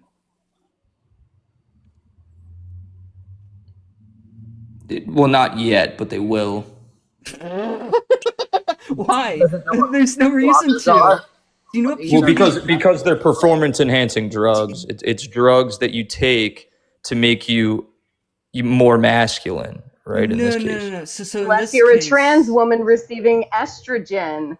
What don't you understand So you about guys think that? estrogen? So you guys, hold on, wait. So here's your contention Jesus. that if we give these people drugs to make them slower, then they can compete against women. Are you guys crazy? Are you guys No. fucking What I'm crazy? saying, no, what I'm saying is that If that we is not give a these people performance drugs to enhancer. lower their bone density, then they should be able to beat up women. There Is isn't that an bone. enhancer? Oh, hold on. There aren't drugs to lower bone density. Estrogen actually increases bone density. I actually have a study on this. You can actually see that the Okay, but bone not bone mineral mass. the bone mineral apparent density increases. Mass and density are two different things. Well, yeah, if the density is going up, the mass is going to So? increase as well. Correct? Yeah, there are No, women that no, are. density has nothing to do with mass. What is density? There are. How do you find Density density? is It's your mass divided by volume. That's what physics say. This is like the very exactly. Okay, Thank so you for proving my point. if your density goes up, does your mass go up? The only way that this No, doesn't not happen. inherently. No, Okay, so absolutely the only not. way that this doesn't happen is if your bones are shrinking. Which they do. That's Not what substantially. ma'am. That's what the medical professionals said. So whenever somebody goes through That's what Miss Medical Professionals said is that they decrease the bone's mass because I said that males have No. higher muscle mass and higher bone I higher bone never mass. said bone mass. So- Never said bone mass ever. So Owen or Cole and myself both actually had a debate about literally puberty blockers and bone health, and we specifically had to go on for like 2 hours about how no, actually puberty blockers don't decrease bone density, but the bone density stays about the same, and that when whichever hormones they end up going on, it starts increasing bone density again. So yeah. Yeah. It doesn't actually decrease your bone density. It decreases. Okay, it so what does compared it to do? it halts puberty, which is a time that we expect to see change. And what a lot of people get confused are Z scores, or with the Z scores. Z scores are comparing a individual or like a control group, or sorry. Wait, so you guys are okay with giving puberty blockers to children? Absolutely, there's very good reasons. Oh my! Sure. You guys are sickening. You are genuinely sickening. You have no moral compass. You're No, morally no. bankrupt, honestly. Actually, Yes. the Do you think that suggests- children should be able to get tattoos? Do you think that children should be able to, have sex? No, when did we imply either one of these Justin. things? Well, you're saying that they have the freedom to make lifelong decisions at the age of 11 or 12. No. Well, let's see, No. Justin. Yeah, you is did. a You child. said that- Listen to our other panelists because they can explain this really well. Yeah. Yeah, like for disgusting. instance, a child at 11 years old who hasn't showered in 2 weeks because they can't stand the sight of their own body, who hasn't eaten because it would require that they have to go to the bathroom and look at themselves, the people who can't gain That's a weight mental because illness. it makes all of their parts seem more like the other, alignment that they don't align with. All of those experiences lead to depression that leads them to not go to school, not engage in peer-to-peer interactions. And after all exhaustive measures have been done, such as therapy, such as medication, all of those things have already happened before we even go the medical route, sir. And even when we do, it is because we are having children say, I will find any means necessary to no longer be on this planet. Any means Wait, so you're necessary. one I of will these get doctors who are creative. prescribing So these the drugs to idea children? So the idea is Oh you my give a gosh, child you should be medicine put in jail. to make sure that they don't no longer exist. I don't understand why you think that that's sick to keep a child should be- alive. I don't understand why you think that's funny either, because children are actively I don't think it's funny. trying I'm to saying you unalive. To respond, for Christ's sake. you should be put in prison, man. So Okay. no, So you think that saving children should result in going to prison? That's You're an not interesting saving take. children. I You're causing appreciate you so detriment. much, host, for You're letting not me up and saving talk. I children. got to go to You're not work now, saving. but Excuse thank me. you so much, Can I Cole, and it was respond? good to see you. you're welcome up Yeah. So you're anytime, not by the saving way. children. You're actually causing harm to them, long-term harm to their bodies, and you're mutilating them, and you're telling them that Well, they can yeah, be okay. something that they can't. But you're actually robbing them of a normal life. Okay, sure, So sure, so sure. Except for the fact that the detransition rate is so exponentially small that you're wrong. Thank you so much, host. I'm gonna get out of here. I'm so sorry for like co-opting the Someone put combo, that but I lady was on a just list. no, you're yeah. welcome. Someone put me on a list. I save children. You're welcome You up don't anytime. save children. You're actually doing a lot of harm to our Is it? society. How do you Yeah. pronounce your Okay. name? Adding a Atropos? lot of Atropos. Atropos. Okay, yeah, you're welcome up anytime, by the way. I rebuke you in I the name of appreciate you. really quickly, I'm gonna speak to my friend, so please mute. Thank you for coming up. I really, not you, by the way, Atropos. I appreciate you coming up. I appreciate you adding. You have a lot of relevant information on this topic, being a medical professional. And again, yeah, you're always welcome up. I appreciate it. Yeah, absolutely. Thank you. And I don't know if you want to drop me just so the algorithm stays, chill, but I think it I helps if you rebuke you in drop the me. name of Jesus. Oh, that's. Oh, I dropped them before they finished their sentence. My mind just went on autopilot. I'm sorry. It's okay. That's Whoops, We're at- Causing daisies. lifelong harm to innocent Okay, children. okay, That is so sad. Hold Why on. don't you Cole, turn can I that cook for a towards second? us because we're here. That is and such a they're not shame. anymore. Go ahead. Okay, so Justin, do you think that females who have their breast removed are mutilating their bodies? I think that's a product of vanity. Yes, they are. It's a product of vanity. I Oh, don't think that okay. jaw surgery is like for men to make their jaw more chiseled, or for example, like you said, boob jobs. I think it's a product of vanity, and I think it's actually, other than the fact of like getting a breast reduction to prevent like back pain. I think it's actually really sad if you're doing it for cosmetic reasons. In the way that other people portray you and view you. I think that's very sad that we've made people believe that they need to get surgeries in order to fit in or feel some type of way about themselves. with I think gynecomastia, Jesus Christ that's all and I'll God say. made you. I think God made you perfect the way you are in His image, and I think you should be happy with the way that you look. Well, okay. So there's a lot to unpack there. You sadly did not walk into my trap that I beautifully laid, because you didn't actually say that all women who get breast reductions are mutilating themselves because my mother had a double mastectomy because she had breast cancer. But and I agree that that's not mutilation. There are very good reasons why people would want breast reduction surgery even as a cisgender woman. Well, if you do it for a cosmetic reason, that's actually demonic. I think that's sickening. Well, you're making moral claims there, which I can rail you on your God, but I don't think we want to go there, because that's a whole bottle of nonsense you're bringing up. I have a, Oh, go ahead, sorry. Cole. No, I didn't want to interrupt. I wanted you to finish this time. Go ahead. I forget where I was. When did you become a Christian, Justin? What does that matter? It is relevant. Trust me. I was raised in a different religion, and I took a class in high school of religious studies, and then basically I was born Jewish, and I read the New and Old Testament, and I decided that it made more sense, being a Christian than it did practicing Judaism. So I would agree with you that the Old Testament is substantially worse than the New Testament in terms of at least how God is viewed. But you do realize that Jesus does say that not a letter of the law shall pass before all is fulfilled. This is part of the Mountain Sermon, or on the Sermon on the Mount. So the fact that all these laws about horrible things like slavery are still actually in effect to this day. There's slaves all over the place. Yeah, but God says that it's fine to own a slave. In fact, it's fine to actually beat them, just as long as they recover. No, it's you. That's in the Old Testament. That's why I'm a Christian. Yeah, but Jesus himself said, "Not a letter of the law shall pass till all is fulfilled." All has not been fulfilled. Therefore, not a No, single that letter of was the law talking has about been him dying. That was him. That was him being.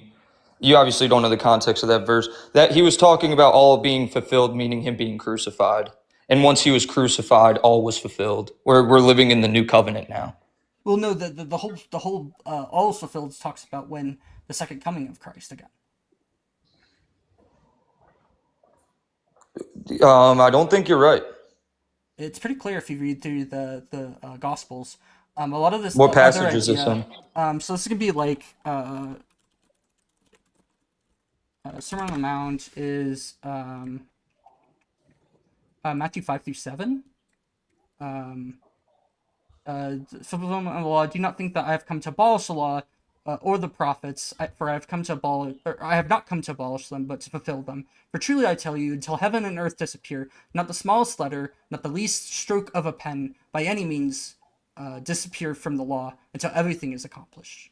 Therefore, anyone who sets aside one of the least of these commands and teaches accordingly will be called least in the kingdom of heaven. But whoever practices and teaches these commands shall be called great in the kingdom of heaven.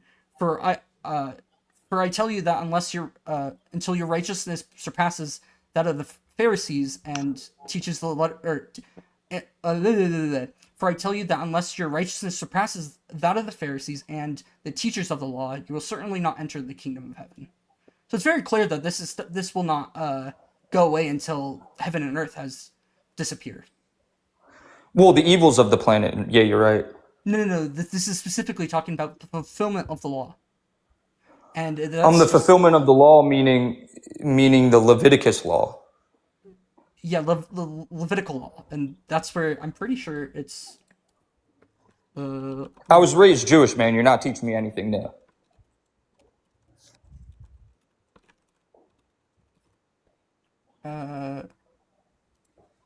Yeah, Leviticus explicitly allows slaves. Yeah, and no, Levitical law is, when Christ was crucified, his children didn't have to follow the Levitical law anymore. No? Why do you think that, people can get tattoos, Christians can get tattoos, and, Because of Paul? why do you think that Christians can eat bacon? Because people don't read the Bible and understand what it says. This is literally what No. Don't you hold that the Gospel is like the most holy books generally? Yeah, Christians believe that Jesus Christ died for our sins. Okay, so you should follow the Gospels, what Jesus is alleged to have said directly, not what Paul has said in contradiction to what Jesus said. Correct? Well, eating pigs, or Yeah, these are things that Paul, I'm pretty sure, has allowed, not that Jesus allowed. well, do you know the relationship between Jesus and Paul? I mean, Paul came afterwards. He never met Jesus. yes, but Jesus told the disciples, who told Paul, who was also a disciple, that he will build the church. Well, yeah, but who would you trust, Paul or Jesus? I believe that it's all written under the Holy Spirit. The entire Bible was written by the Holy Spirit. But it definitely seems that things like such a divorce are contradictory in terms of Jesus saying that, oh, no, you don't allow, the divorce. But Paul's like, oh, yeah, we'll allow divorce. Or the other way around. I think Paul doesn't allow divorce, but Jesus allows divorce. It's one of the two. Yeah, I don't know anything about divorce. I know that you're not supposed to covet thy neighbor's wife, and that's not Levitical law. It also says, do not covet their slave. Yeah, Jesus actually said to treat your slaves as equal. You shouldn't have slaves in the first place. But in that time, you have to, you're basically, this is a simple context denial that happens all the time. You have to understand that you're denying the context in which Jesus came and was crucified. It was a fallen world that he entered. Does God give objective morals? Meaning that the more what is right and wrong is always right and wrong? Yes. Okay, so then if slavery is allowed at one point, it's always allowed by underneath God. It is always No, no, no. righteous. No, it was That never seems. allowed. Oh, but it says that you can, you're not going to get punished if you beat your slave if they live. So that's fine. That's the Old Testament, man. Yeah, but these are things that God gave us to live by. And what did Jesus teach? That Who is God? that not a letter of this law shall pass until all has been fulfilled, until the heaven No, and earth have again, that's a disappeared. context denial. You're not talking about Levitical law. He is not talking about Levitical law in that verse. What is okay? What is Jesus talking, or what law is Jesus talking about in Matthew 5? The Old Testament law, also known as the Mosaic Law or the Law of Moses.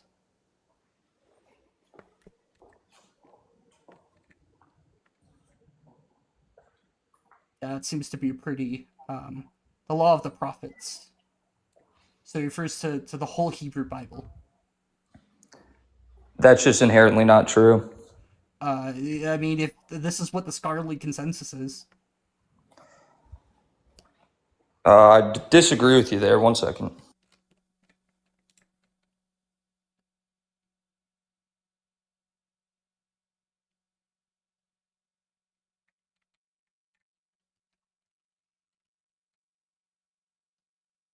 Yeah, of course things are on the internet. I mean, scholarly consensus is going to be on the internet to a good Yeah, extent. exactly. And Jesus being crucified was what? Now we are under the new covenant. Well, that's not what Jesus said. He literally Yes, it says that is. do you not think that I have come to abolish the law of or the prophets? I have not come to abolish them, but to fulfill them. For Yeah, truly I exactly. tell He you, until fulfilled it. heaven and earth disappear, not the smallest letter, not the least stroke of a pen, will by any Absolutely, means. he fulfilled it. No, He but he's saying fulfilled the law. Jesus He explicitly fulfilled the says, covenant. or allegedly says, until heaven and earth disappear, nothing, not the tiniest thing, by any means, will disappear until the law, until all has been accomplished. So this is talking about until the end of time, essentially. No, that's not true. I disagree with you there. So what does for truly I tell you until heaven and earth disappear mean? What does that mean? Is heaven and earth still here? Well, in the sense that you're talking about, in the context in which you're talking about, again, it was a fallen world. In the Old Testament, I mean, let's think about before Jesus Christ. We'll go back to Alexander the Great and Philip and all these other horrible people who were homos, and they would conquer and grape and pillage. This was all within this context. It was a fallen world. So again, Jesus did not come to replace the law. He came to fulfill it. Yeah, and that the law still stands until heaven and earth disappear. That is what he's saying. Yes, Heaven and earth his is law, still the new covenant, no. So he's so. Do not think that I have come not to. Levitical law. Okay, we're gonna Just get. can you here, since you're typing away, We're gonna why pull don't you up search up Notepad, why Christians do not follow Levitical law? because Paul is a. Blah. Here, let's remain super linear here, and we'll pull up the verse.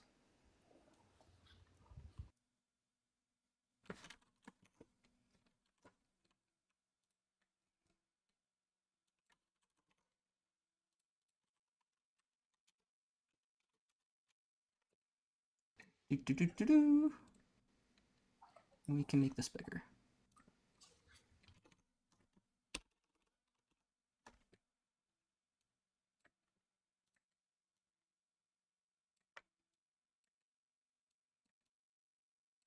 So it's very clear here that he's talking about the law of the prophets.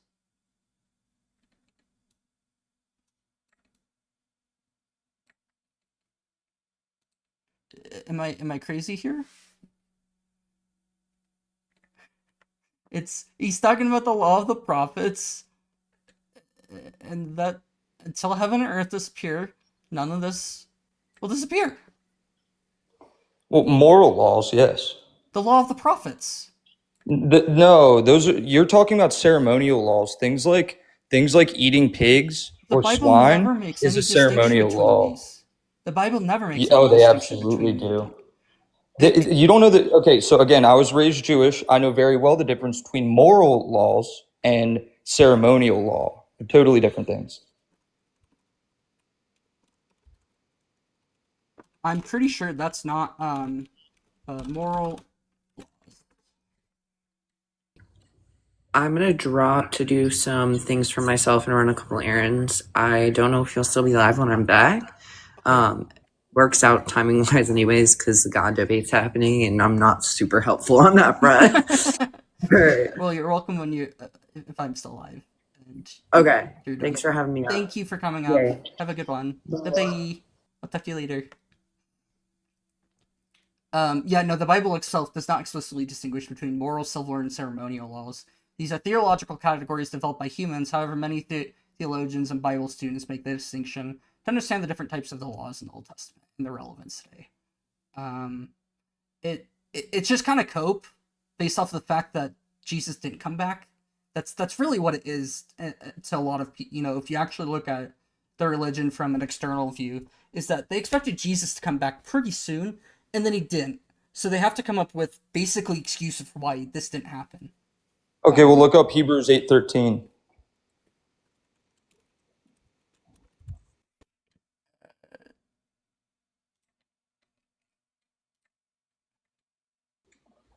Let's look up full Hebrews 8 just so I have the.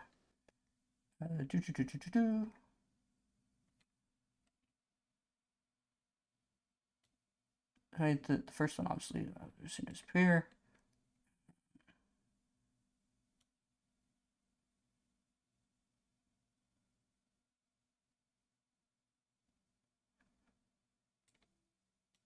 So this is talking about a new covenant coming, but it does not say that it has been established. Well, Jesus Christ being crucified established the new covenant. Well, no. Do you think that we're under the old covenant?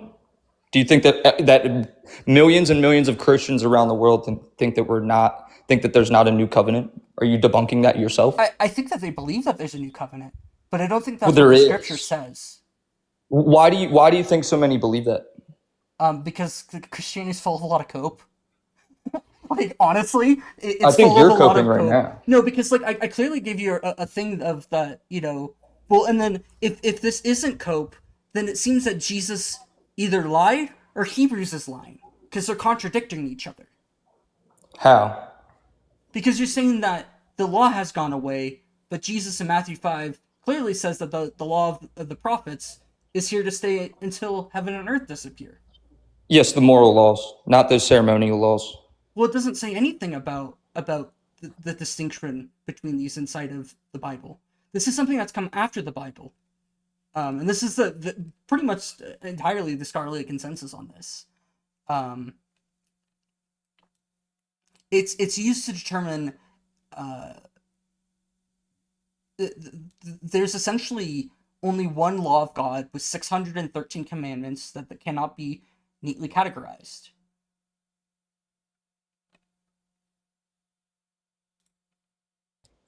So why don't Christians practice sacrifice? Because they basically have Paul and others and Christian leaders later on saying that we don't need to practice these anymore, despite the fact that what Jesus said that was going to happen never did happen, and that heaven and earth still haven't disappeared. It's essentially coming down to the fact that what Jesus claimed in the Gospels to have happened never did happen, and Christians were basically left with the dilemma of either abandoning the religion or finding some way to weasel the religion back into relevance. And it's like really easy. I can see why you want to take the New Testament version of God. They seem a lot better. Jesus definitely acts in a way that I would say is a lot more righteous than the Old Testament, where you don't have things like the Amalekites getting slaughtered because their great grandparents did something wrong, where they fought a battle with the Israelites lost. And oh, baby's got to go into the blender now because your great great great grandparents, did it oopsies. That is genuinely what I mean from an external point of view. What seems to be going on.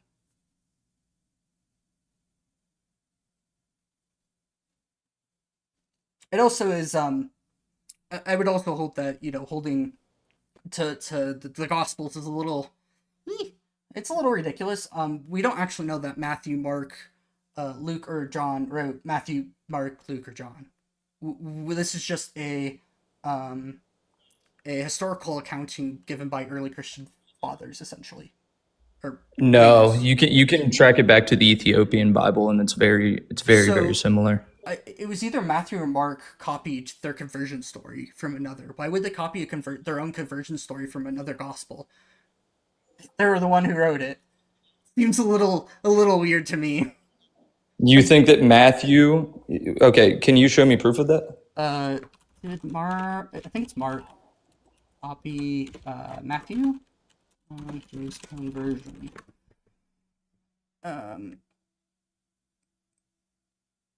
Matthew copied from Mark. It's known as Marking priority. The general consensus among scholars is that Mark was written first, and that was used as the primary source for Matthew and Luke. There's this high overlap between them, and there's the actual abundance of there's been a lot of research clearly that has gone into when each one of these books were written first. But yeah, Matthew literally talks about his conversion story that's written. It's just copies word for word from Mark, which doesn't make sense. If Matthew was the person who wrote this book, why would you copy your conversion story from somebody else? Why plagiarize it? It's hilarious to Are me. you sure that it wasn't just written by Matthew? There's no reason to think that because then Mark didn't write Mark.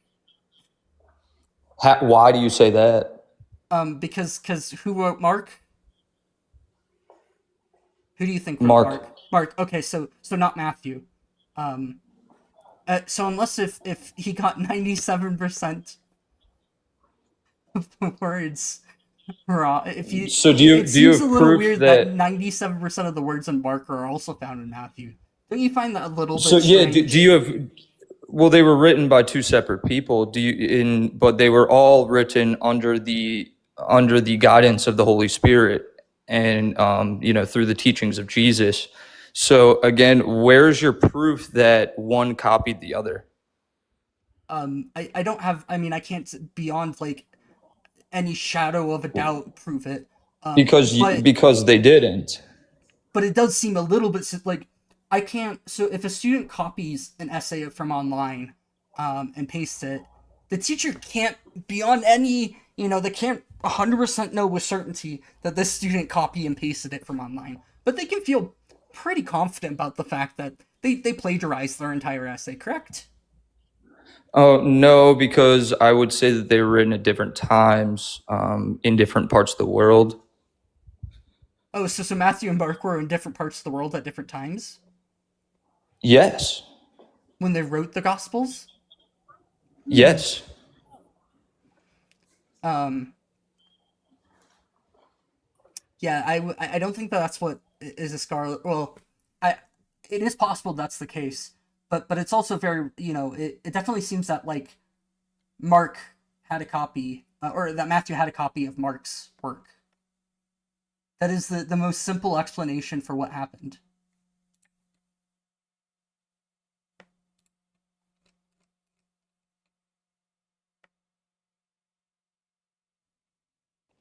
Well, you can just look it up, man. They were written in different places at different times. Okay, but would it be unreasonable to think that Mark maybe or that Matthew copied or had a copy of Mark's work? Is that a wild idea to have? No, but Matthew, was a disciple, so he worked alongside Jesus. Yeah, but it would seem a little weird that Matthew wouldn't talk about his own conversion. there's also just we don't these gospels aren't actually signed. Mark doesn't say he's Mark. Matthew doesn't say he's Mark. Luke doesn't say he's Luke. And what's the last one? John doesn't say he's John. Like they aren't saying that. Hi, I'm Matthew. I wrote this. There are books of the Bibles where this is explicitly like Paul's letters. They're very clearly, coming from Paul. We know this, because he speaks about himself in like first person. But people who are writing the Gospels of the Gospels are written in like a third person perspective, which is a little weird if you're giving like your own personal testimony.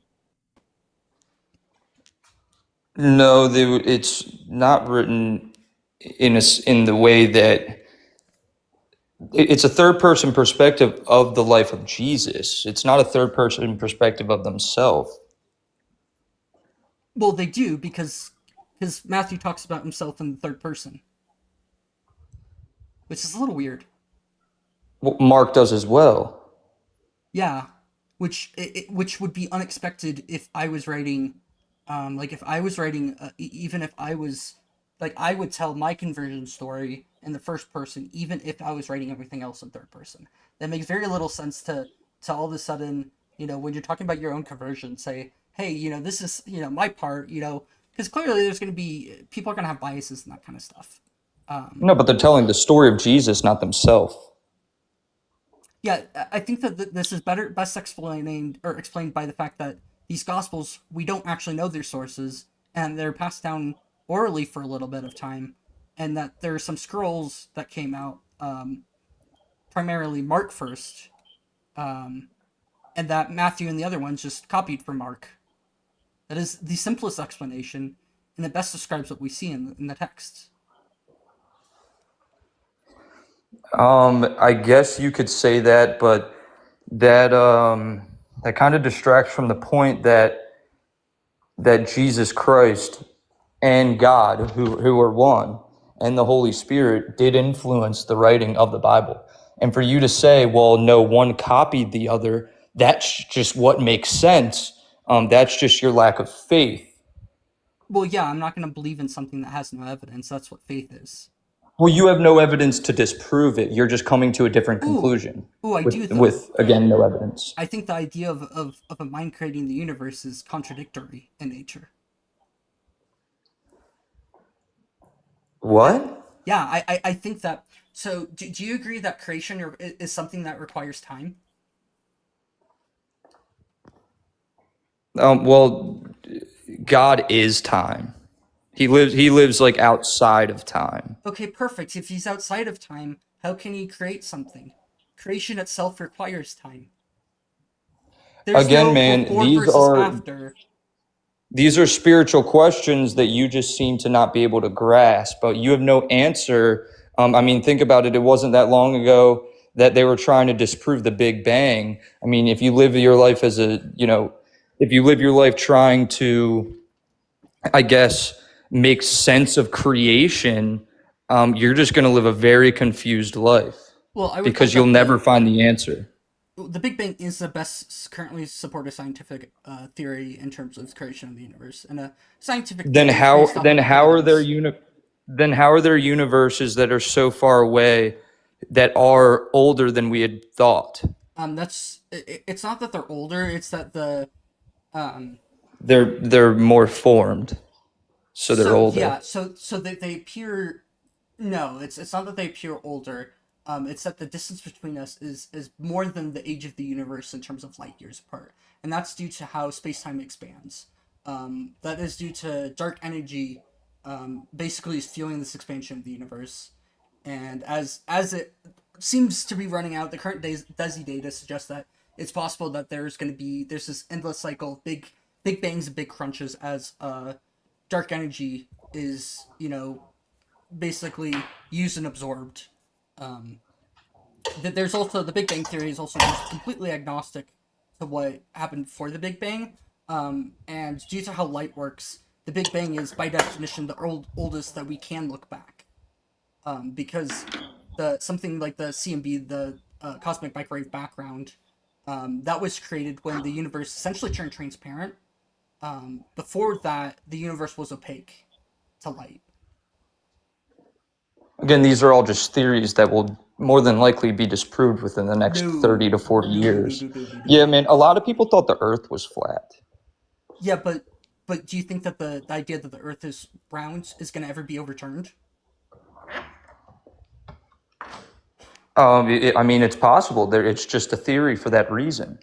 Yeah. So, do you know what a scientific That's why theory science is? never has any like actual answers because they're all theories. Do you know what a scientific theory is? Yeah, it's something that you can, or it's a consensus that has been agreed upon. What is it based off of? The evidence that you have, the evidence in which that you know that is provided to you, or that we have here in reality. So scientific theory is a well it's a well substantiated explanation of some aspect of the world that is also is well supported by like a huge large body of evidence based off of repeated testing and observations. So the Big Bang theory is based off of the fact that we have the CMB, we have the Hubble-Lemaitre law, which was back in the early 1900s or 20th century or early to mid. Hubble and Lemaitre basically looked at the distance of stars were and the wavelength, and realized that the further out that a star is from us, the is it the longer longer the wavelengths are, and that basically the idea is that this is best explained based off of the idea that the universe was expanding, and we have further basically there's basically been many repeated studies, especially with like the CMB, that further explain or support this idea. Um, the idea that the Big Bang will be overturned is kind of not going to happen because every single piece of evidence that we have looking outwards shows that the universe is expanding. The furthest stars away from us are very redshifted, but we know that these stars only exist within a certain spectrum of wavelengths. So when you see a wavelength being doubled, what you can basically infer is that there's actually been either that the sun is traveling away from us at a certain speed, or that the distance that the light has traveled has actually stretched the light. And yeah, so this is not something that is gonna like really be overturned. It's like how germ theory is still a theory. Germs exist, we know this. You can't promise. Are you still there?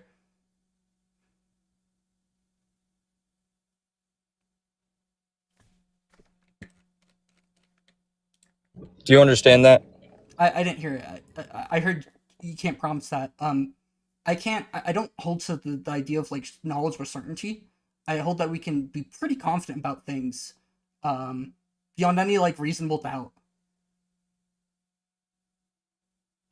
And that it would be ridiculous to not, if we have this huge pile of evidence supporting this theory, it would be ridiculous to reject it based off of the small probability that it doesn't work out to be the case.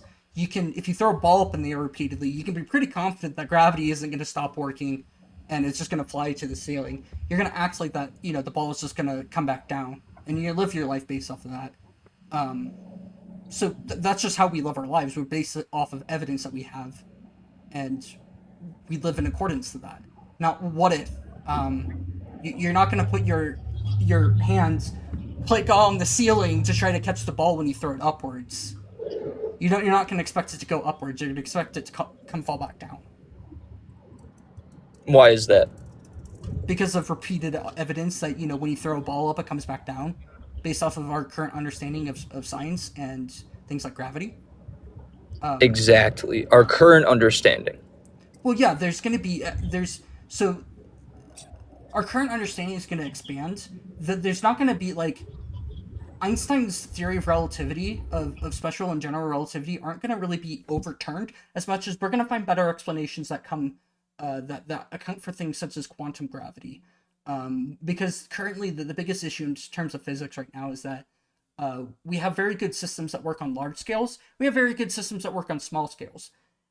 They don't work. They're not like completely compatible with each other. So it's figuring out why that's the case. It seems that things on a really small scale act differently than things on a really big scale. And we're gonna have a theory very likely that's going to intertwine these, and it'll make sense of why that's the case, and actually could give us some insight into things such as the Big Bang, of what like before the rapid expansion of a space time, like what happened. Well, it just before that. doesn't seem it. How are you to say, with 100% certainty that the Big Bang theory will never be disproven? How are you to say that? Well, we know for like it's just a fact that there was a rapid expansion of space time early on in the universe. That is what all the evidence that we have points to. And we would need to have a substantial amount of. There's no reason to believe that there is going to be evidence that disproves this idea. It would be quite ridiculous to hinge any sort of like. It would be ridiculous to think that that's going to be the case. I think it'd Likewise, be ridiculous. I would think it's equally ridiculous to say that a theory that, again, has not been fully proven because there's not evidence to show fully, theories are 100%. I theories are think not proven I think ever. it'd be ignorant to say, well, this will always be the case. This theory will always be the case. It's not. Theories are not proven ever. That is not the point of a theory. Theories are falsifiable, but they're not theoretically provable. They can either be supported or rejected by evidence. And all the evidence that we have ever collected supports the Big Bang theory. And that evidence is not enough to prove. There's not going to be any sort of all the evidence that we currently point to is going to, or that we Again, currently that have. is you're speaking in certainties, which is just unfair. Well, yeah, we can know certain things with certainty that like the probabilistic nature of these things actually means that it would be such an unlikely event that we would have to restructure essentially all of our science if something like the Big Bang theory were to like the idea that the universe expanded roughly 13.8 billion years ago. No. I'm saying you're stating that we will never. Let's say you're correct and there is no God. You're stating that we'll never ever be able to find out how the universe or prove how the universe was actually created. Well, we can. I don't actually think the universe was created. I hold to the idea that the universe is likely just to have always existed.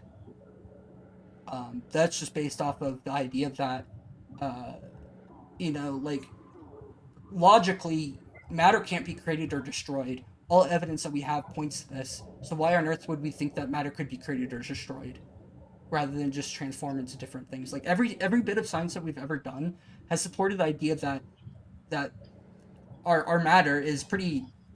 You can't get rid of it. It just changes into different forms. So what do you think? What do you think was prior to the Big Bang? Unsure. It's possible that we entered a cycle from a big crunch where basically space-time had crunched beforehand, and then that expanded again, and we're in this like infinite cycle of big bangs and crunches. It could be that we can't like the universe before us or something else existed before that we can't really explain based on our current understanding of physics. There's a lot of problems when you start looking at early Big Bang. Again, so there you go. You say, our current understanding, you've said that multiple times, but then you also say, well, this will never be the case. So you're speaking with certainty, but you're also stating that, well, our understanding at this moment. So you're contradicting yourself. So what I'm saying is that there's probably going to be progress in what happened really early on into the Big Bang. But there's never going to be this time where we don't believe that the universe rapidly expanded 13.8 billion years ago, roughly. Again, I'm talking about what happened before that. You're saying that we will never, ever be able to decipher how the universe came to be. Our current understanding of physics do not allow that. I'm not Yes, saying I'm. but you just recently said that we'll never be able to. But now you're running it back saying, well, our current understanding. I think it's possible that we do find out this information. It's just currently unknowable based off of the current But you information that we have. said that we'll never know. I don't think that it'll be the case that we'll never know. I think it's possible that we know eventually. Okay, so then again, it's possible that the Big Bang Theory is not correct. Not the very early parts of it. That is the only part that is like within any sort of contention. That the evidence is very clear that the universe expanded and is expanding still. Okay, and who's to say that wasn't creation? So who's to say that wasn't creation? Because there's logical inconsistencies with a god outside of time using time to do stuff. You can't be Well, both outside according of to time. what? According to what logic? Just to logic According to itself. what logic? Your logic? Logic is universal. The laws of non-contradiction, identity, and what is the last one? Identity. So prior to studying whether the universe was, or whether the Earth was flat or not, would it have been illogical to say that the Earth was not flat? If you don't have any data, you shouldn't make any sort of idea about what it is. If we had data that it looked pretty flat, so it wasn't a crazy theory back then. I think that for a long time we had a lot of good evidence reasons to think that the Earth was flat. But okay, so logic can change. well, no. The core logic used was not. The logic did not change. It was the introduction of new evidence that also conformed with old evidence that's concluded that the Earth was in fact round. One of the No, but you're sitting here saying that I'm illogical to believe something, right? But you're also stating that logic is definite. Yeah, logic which is just not true. You have to presuppose logic in order to use logic. Yeah, based upon our reality. Yes, so that's based off of reality itself. I think it would be. You can't really speak about. We have no empirical way of looking at outside of our reality to say anything about it. The best thing that we can do is use our reality to make inferences about our reality. If that makes sense. Okay, fair. But when this person in the comments says, prove that creation happened, prove to me that the Big Bang happened. We have evidence for it. That we were all condensed into one molecule, and then all of a sudden everything was created. Ooh, that was not what the Big Bang is. The Big Bang just says everything was a lot hotter and denser to each other. That literally the space between everything was just condensed into a really small space of space time, and then that has rapidly expanded, and it was so hot that at some point atoms just didn't exist. I don't know if you're familiar with things such as up and down quarks and other things with quantum physics, but atoms are made out of subatomic particles, and subatomic particles are made out of quarks. The quark seems to be the fundamental building block of the universe. And there's 18 different types of quarks. So what are you saying? I'm saying that it wasn't that there was one atom or that there was a black hole or a singularity. It was that everything was just basically condensed into a very small space. How big? That's kind of hard to say. It seems to be very, very basically a point, but it depends on how big. If the universe is infinite, it doesn't matter how big that you're condensing the observable universe into. That point is still going to be infinitely large. You're just talking about orders of magnitude more matter within a given area. It's kind of complicated. But the observable universe again, these are things that you cannot prove. This is what we have evidence for. Okay, what evidence is there to prove that? Things such as the cosmic microwave background. Okay, so you can prove that there was a point in time where there were no atoms. You can prove that. That's what the evidence suggests. Okay, what evidence? You're saying there were no atoms? So things such as the cosmic microwave background radiation. Do you agree that we Which is what? do? So let me pivot for a second. I'll come back to the CMB. But you agree that Claim. Commenter. uh, do you agree that we have things such as particle accelerators where we can use smash particles into each other to, basically test really extreme situations? Or do you understand that that's what particle accelerators do?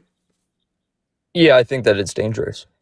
There's very good reasons not to think that it's dangerous. The But there are also reasons to think that it is dangerous. There are also good reasons to think that it is. Based off of the number of impacts that have happened, there's very good reason to not. There hasn't been like some catastrophic, like nuclear explosion at this point. But there's a possibility that it could. Yeah, but to think that that's possible would be like going to the gas station every day and expect to win the lottery every single day for the rest of your life. Like, there's just no reason to think that's going to be the case. The odds are so incredibly small. You can't say that with certainty. You can't say that with certainty. Yeah, but I don't hold to the idea that we have to have certain knowledge to believe in stuff. Especially when the alternative is just so incredibly unlikely that there's no reason to believe in it. And I would hold that God doesn't exist due to our logic, not because of the Big Bang. Just to be clear. Okay, continue. So, like, God is inherent. So, if you were to say, if I were to say something is an apple and not an apple, I think you would agree that that thing cannot exist because it cannot be both an apple and an apple at the same time, correct?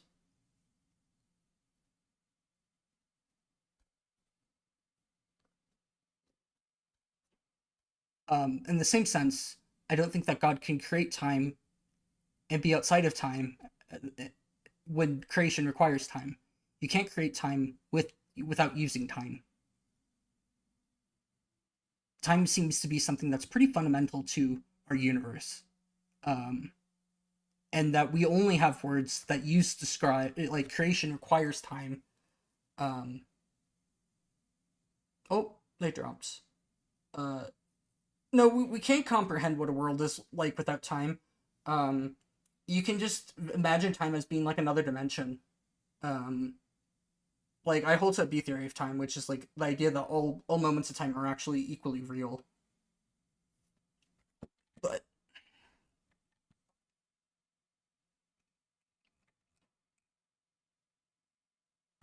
no, we can. But no, Jacob, we can definitely run like thought experience of what a world would be like without time.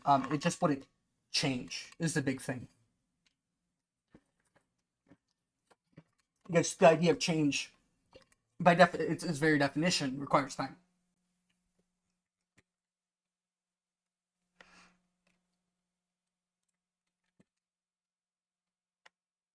Oh, we do have ops for crusting.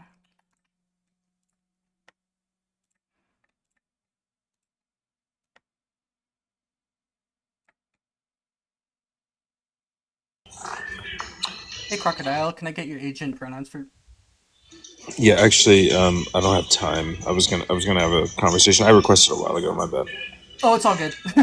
It just takes time to go through individual. On to the next. Fold it like a chair. No, I'm kidding.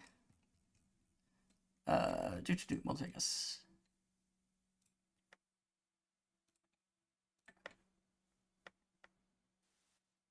Hi, Lord. Can I get your age and pronouns, please?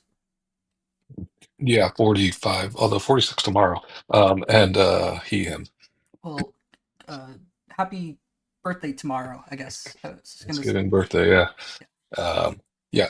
I'm not ops, but I just had a comment slash Yeah. question on perspective on your comment about presupposing logic. My view is that we don't presuppose logic. We're using logic, and it works. Yeah. That's I have to. It comes into like a philosophy thing of like, in order to talk about logic, if you were to try to reject logic, what you would be doing is you'd be presupposing the not operator, which is like something intrinsic to logic. So in order to reject logic, you would need logic itself. Yeah, So it like definitely like seems that like logic is something that's just intrinsic to our universe and is transcendental. It's but actually even amazing. even if like even if you could do that, like even if somebody could reject logic without using logic, which they can't, um, the comment just remains like I'm using logic, and I like even if you're not real, you know, even if I'm not real, I feel real. I feel like I'm having an experience. Even if I'm in somebody else's experience, I'm having an experience within that experience, and in my head, I'm having coherent thought, which means I'm using some kind of logic. Yeah, it's a whole what is it? I think therefore I am. I forget Yeah, who it's said it's that. not justifiable. I don't know, like I don't know, Socrates, maybe I don't know, but One of those yeah, old fellas, old Greek or Roman fellas that said a lot of probably one of funny things the back in the dudes day. that's one of the. How do you know this guy's real? Then it's probably Yeah, not, but but yeah. philosophy Anyways, that is a funny business. It's a bunch of people talking about things that I don't know if you can ever land the plane on a lot of philosophical arguments, but it's interesting to think of like the core idea of philosophy is asking how do we know the things that we do, and I think that's interesting in itself. Uh, but it can often go into like this yeah. into this deep rabbit hole of questioning very like existential things. It's like okay, yeah, I don't know why we're here, but Well, some people say the reason I brought it up and joined to bring it up is because some people say that every worldview requires a presupposition, and I don't think that's true. I think you start with, well, I exist, and I'm having coherent thoughts in my head, and I'm doing that via a system of logic. Those are truths, whether they're quote unquote objectively true or not. They're objectively true to my subjective experience. yeah, So it's happening, right? I would say And that I've not presupposed anything. I would say that you have to either like maybe potentially it's either have a presupposition or have some sort of like grounding for like you can start with the presupposition that you are so therefore or you think therefore you are, and then you can work on basically backing that presupposition. You have to start somewhere in an argument essentially, and then you can justify. What? Well, no, but you don't have to presuppose that you think. You can't justify it to me that you're thinking, but you can justify it to yourself. You're not Yeah, presupposing it. Yeah, that's the point. Like I'm not starting with the presupposition. I think therefore I am is not a presupposition. It's something self-justifiable, yeah, yeah. right? I know I'm thinking. Now I could say like, look, maybe I don't exist and something else is thinking, but fine. Then I know something is thinking. Something And for exists. something, yeah, something exists that is having a experience, and for that to happen, logic has to exist. Otherwise, it's incoherent. Yeah, yeah. And Essentially, you since can't. I have some coherency, there's logic. Yeah, it's like you can't really. I don't know. You can also come apart from the thing that like if you were to try to reject the law of identity, you couldn't actually talk about anything in particular. It's fun Right, exactly. to think about what happens when you start rejecting laws of logic. You get into some really interesting ideas of worlds where like you can say this baseball and this baseball isn't referring to this baseball anymore. It's like what? Yeah, exactly. Like so once I get people past the, well, look, I'm not presupposing anything. Yeah, I'm I'm justifying it by using it. They're like, well, what if logic is different on like a different universe? I'm like, well, what does that mean? yeah. You It's mean baseball could exist and not exist at the same time? That's incoherent. It can't be different, it right? becomes Like kind of logic is born out of difference itself. yeah, it just becomes gibberish is what I Ex- would ex- bring it down to. It's like, ex- oh, something can exist and not Exactly. exist at the same time. Well, I don't know what you mean. That's gibberish, and like our words are used to describe things, and these words just no longer mean what they mean. Like the words definitions have Exactly. lost meaning at that point. That Exactly. Yeah, and at a minimum, like it's working for me. So it there is a world where it works, and we're in this world, so it works. or it definitely Even if there's seems some like it works and that we can ground our like I hold to like phenomenal conservatism which seems that seemings you can rely on your seemings unless if you have a good reason to like not believe in them, so like logic definitely seems that's to fair. work. I'm super skeptical, so like I don't really care. I don't really care, right? Like I understand why some people do care. So ultimately, I end up where you are, which Yeah, is yeah. like to the extent it's relevant to how I people live their lives, right? Like it just seems right. Like the tree seems like it's material and made out of material, but maybe it's not. Maybe nothing's material. Well, something has to be.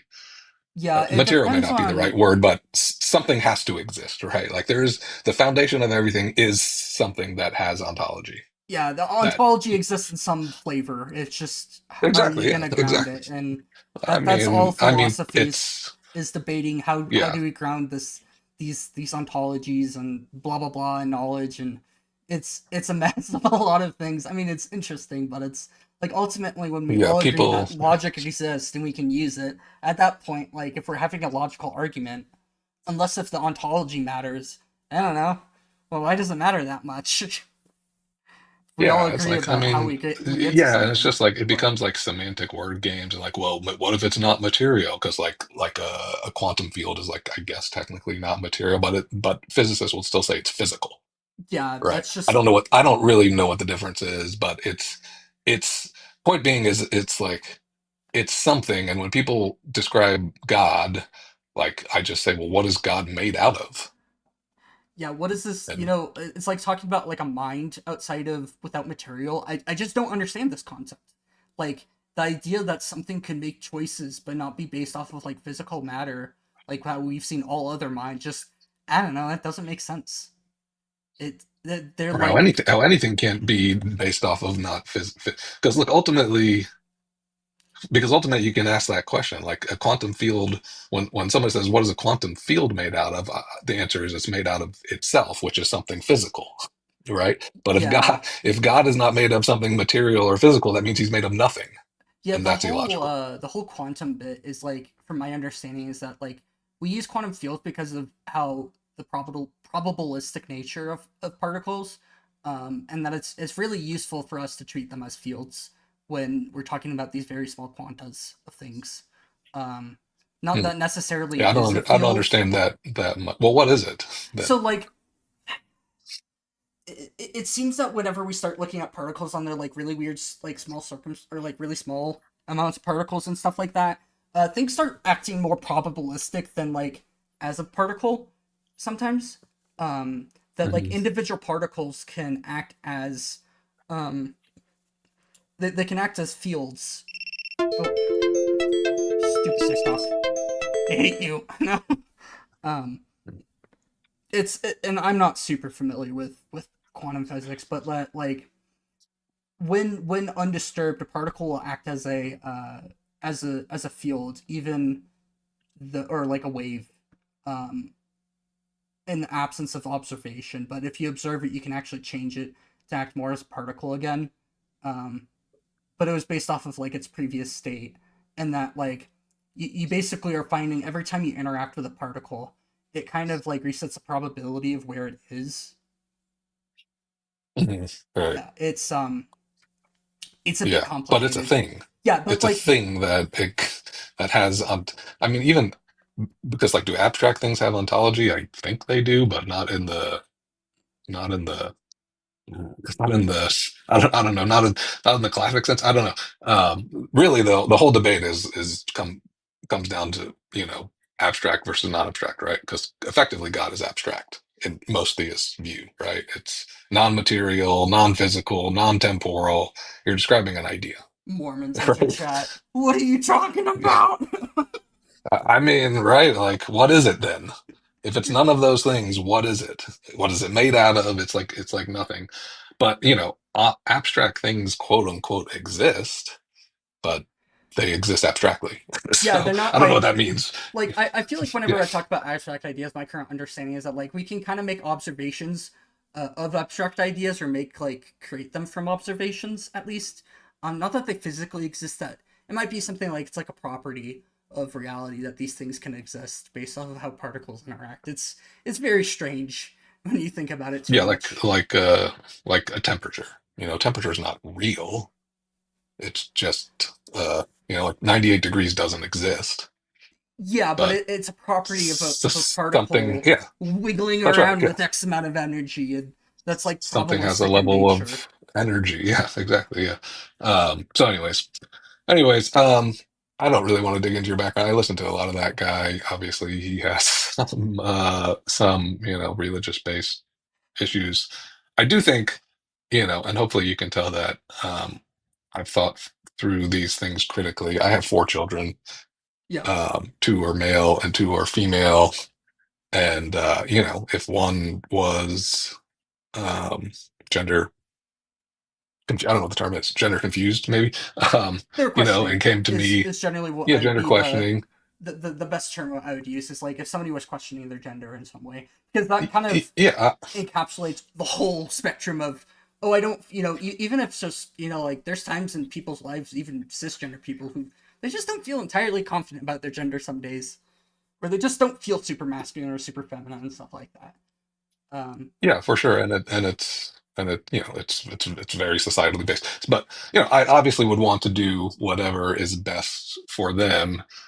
And that could be it could be in a an outside scenario doing something during puberty, but in my head, and because it just hasn't happened to me, right, like I lean very strongly against that. Things that have happened to me are like bad side effects from surgeries and drugs, like Yeah, the when people are like, yeah, it's like a minor side effect, like the reality is that minor side effects happen, and yeah, I've had them happen to me, right, and like they're fucking horrible. Like I had health problems for like 2 years because of a side effect of a drug. And like, you're just like, you want to kill yourself when that happens too, right? So I'd be very reluctant to go down that path. And I certainly understand, when people push back on stuff like, well, look, I don't want trans women in sports. I get it, man. Like it's not that complicated. I kind of agree with it. It sucks that, right, like you don't get to play sports. Or in an ideal world, like they should be, I think I'd put them in their own category. But, then it's like, well, there's not enough. How many trans runners are there? It's like it's probably not a lot. But I think look, I can only critically look at it and be like, look, I understand the comment. Like, if somebody was born biologically a male, I don't care how many drugs they've taken to get them as close to female as possible. Um, they were born biologically a male, and it's just a different category. I think in an ideal world, um, the desire for a biological male who's gender confused, or not confused, but is in their head a man instead of a woman, it wants to be called a trans woman because they're putting themselves in the category of the set of characteristics that societally where they're based on make them a woman, right? But the but what I will say is that like it definitely the best thing to do is to definitely at least on a social level is to affirm these people. We There's very clear data out there of what happens when we don't, and it's really horrific. It's just horrific rates of depression and anxiety and all these things. And the data is pretty clear that when even if we just leave them alone, we actually get better results if we just even just socially transition people and say, hey, we accept you for who they are, for who you are. And I think that's like the very bottom of the argument is that we need to be accepting people for who they are, even if you don't quite understand them. And that we've been hesitant about, like, I don't know if you knew this, but like research on trans people has been going on for like 100 years at this point. It's become a lot more. Uh, it's come up a lot more because we finally understand that trans people just exist at a much higher rates than we previously thought. So it's become something that like doctors realize that there's a good percentage of the population out there that need to be like we need to understand what makes people tick at some points. Same things goes with like women with autism. It's just they're just an under researched category at this point. We need to spend the time to like understand these people because otherwise like we could just be even accidentally hurting them really badly. Um, and I think yeah, no, I the feel that. I'm look, generally agree, right? Like, I have yeah, no yeah. problem with the people, right? Um, But do what you want. Do what you want. I don't care. As whatever's best for the society as a whole makes the most sense to me. yeah.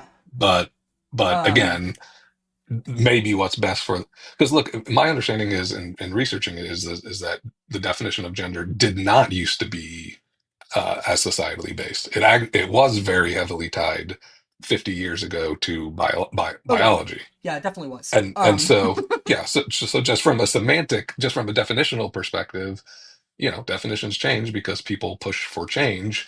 And if one side here is pushing back against that, and they get enough people to push back against that, and ultimately the definition changes back to biology, and instead of a trans woman being called a trans woman, it's called something else, right? Pick a new term, whatever it is, then that's what the new term is, right?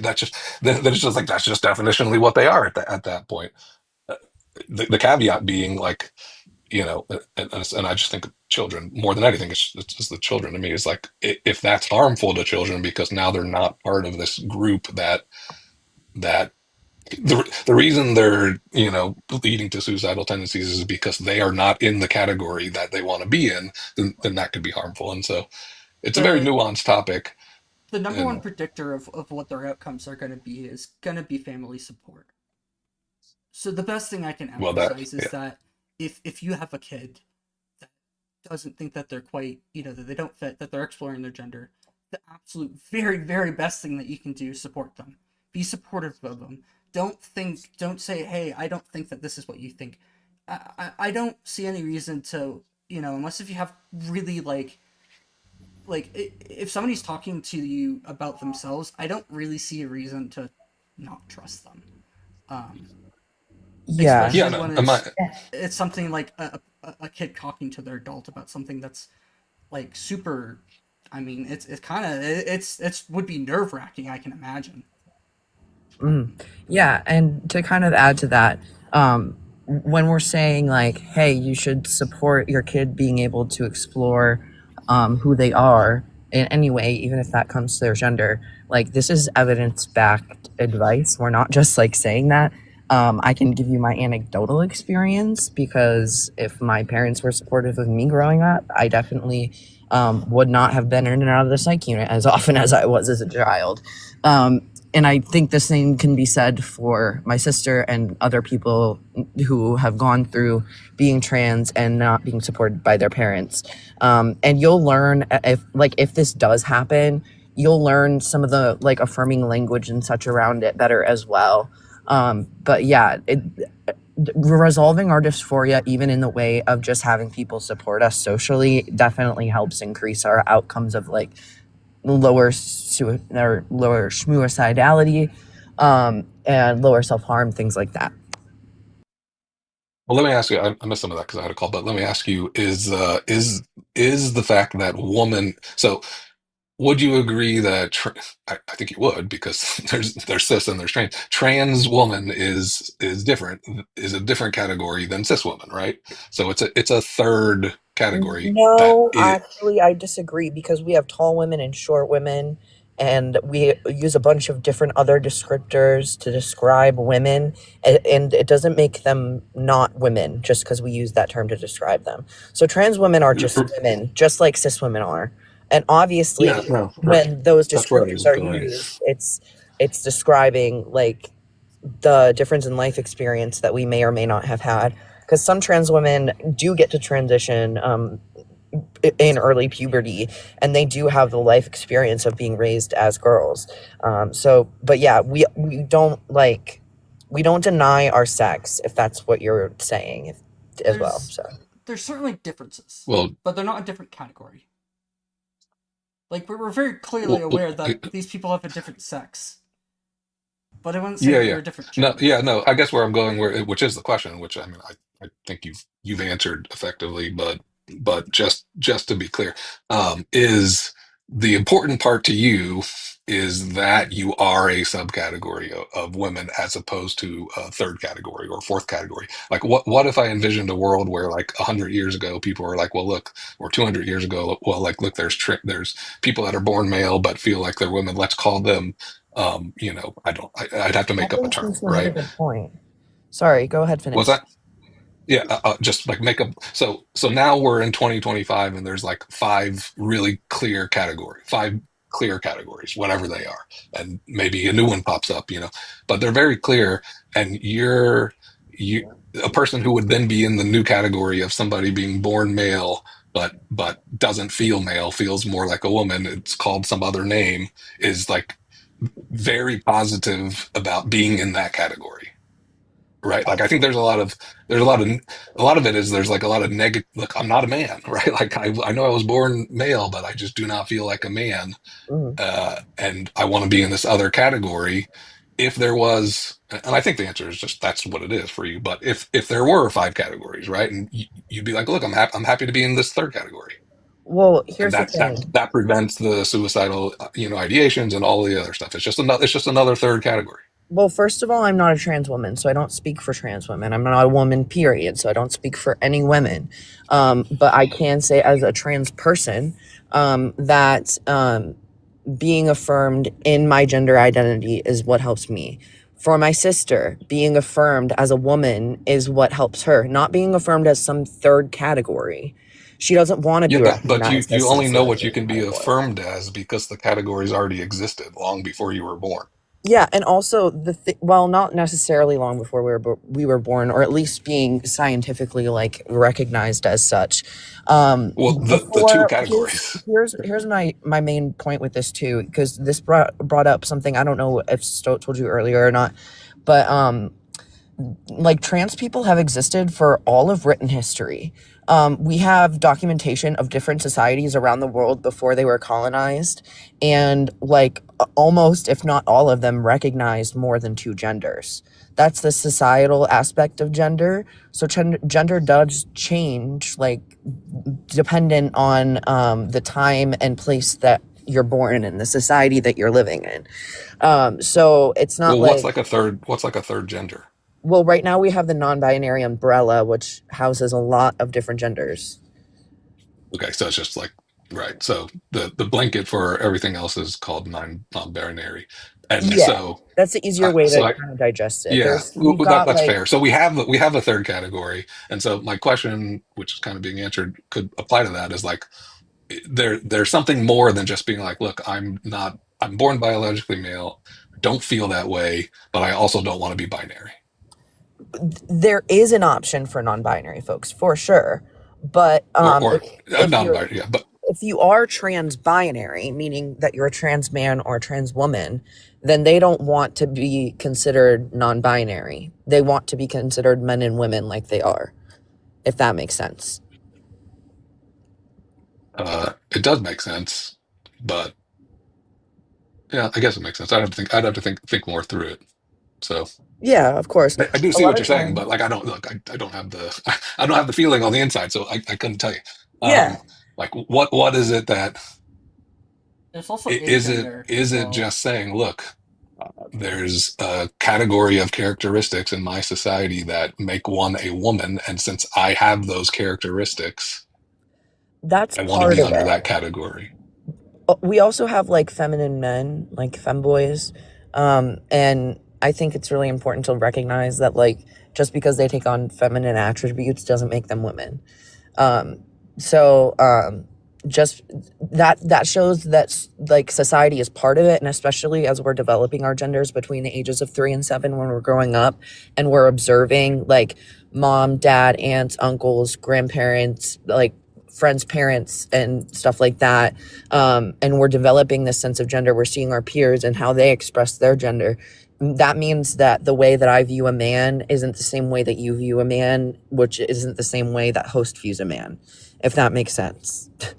So we want to make room for that as well, and say that society is a part of it, but not all of it, if that makes sense as well. But last note, I do appreciate you not just being like, I'm going to respond to this so that we have something to talk about, but rather being like, I need to like digest this information a little bit, maybe do a little research and start to understand better. I really appreciate that. So thanks. Well, if I'm being like 100% honest, as I told him earlier, like it doesn't matter to me. Let everybody be happy. And I would rather I would rather more social liberalism than social conservatism. And I think there's the argument like similar to the argument like communism never works. Well, yeah, it never. it does work in principle. In principle, it never works because y'all always fuck it up. So in the same way, I'm just saying, like, what would actually get us there faster? And if I look at the last election, although ultimately, people just vote with their wallets, and so that's why generally people vote the way they do. But there's a very large element of that where people are just like, I'm so sick and tired of trans women in sports, and it's like a 0.0001% issue that moved the electorate way more than that. And I'm willing I'm willing as a person to like bend to faster get to where people want to get. So there's that aspect of it. Um, so when I say things like, look, I understand people when they're like, look, I don't want trans women in women's sports, right? Or they look at Leah Thomas or whatever, and it's like, I get it. There's like four people we're talking about, right? Like, why are we talking about this so much? Like, who cares? But it just pops in the news, and people are just like fucking obsessed about. Pardon my French, just obsessed about it, and just like, God. Yeah.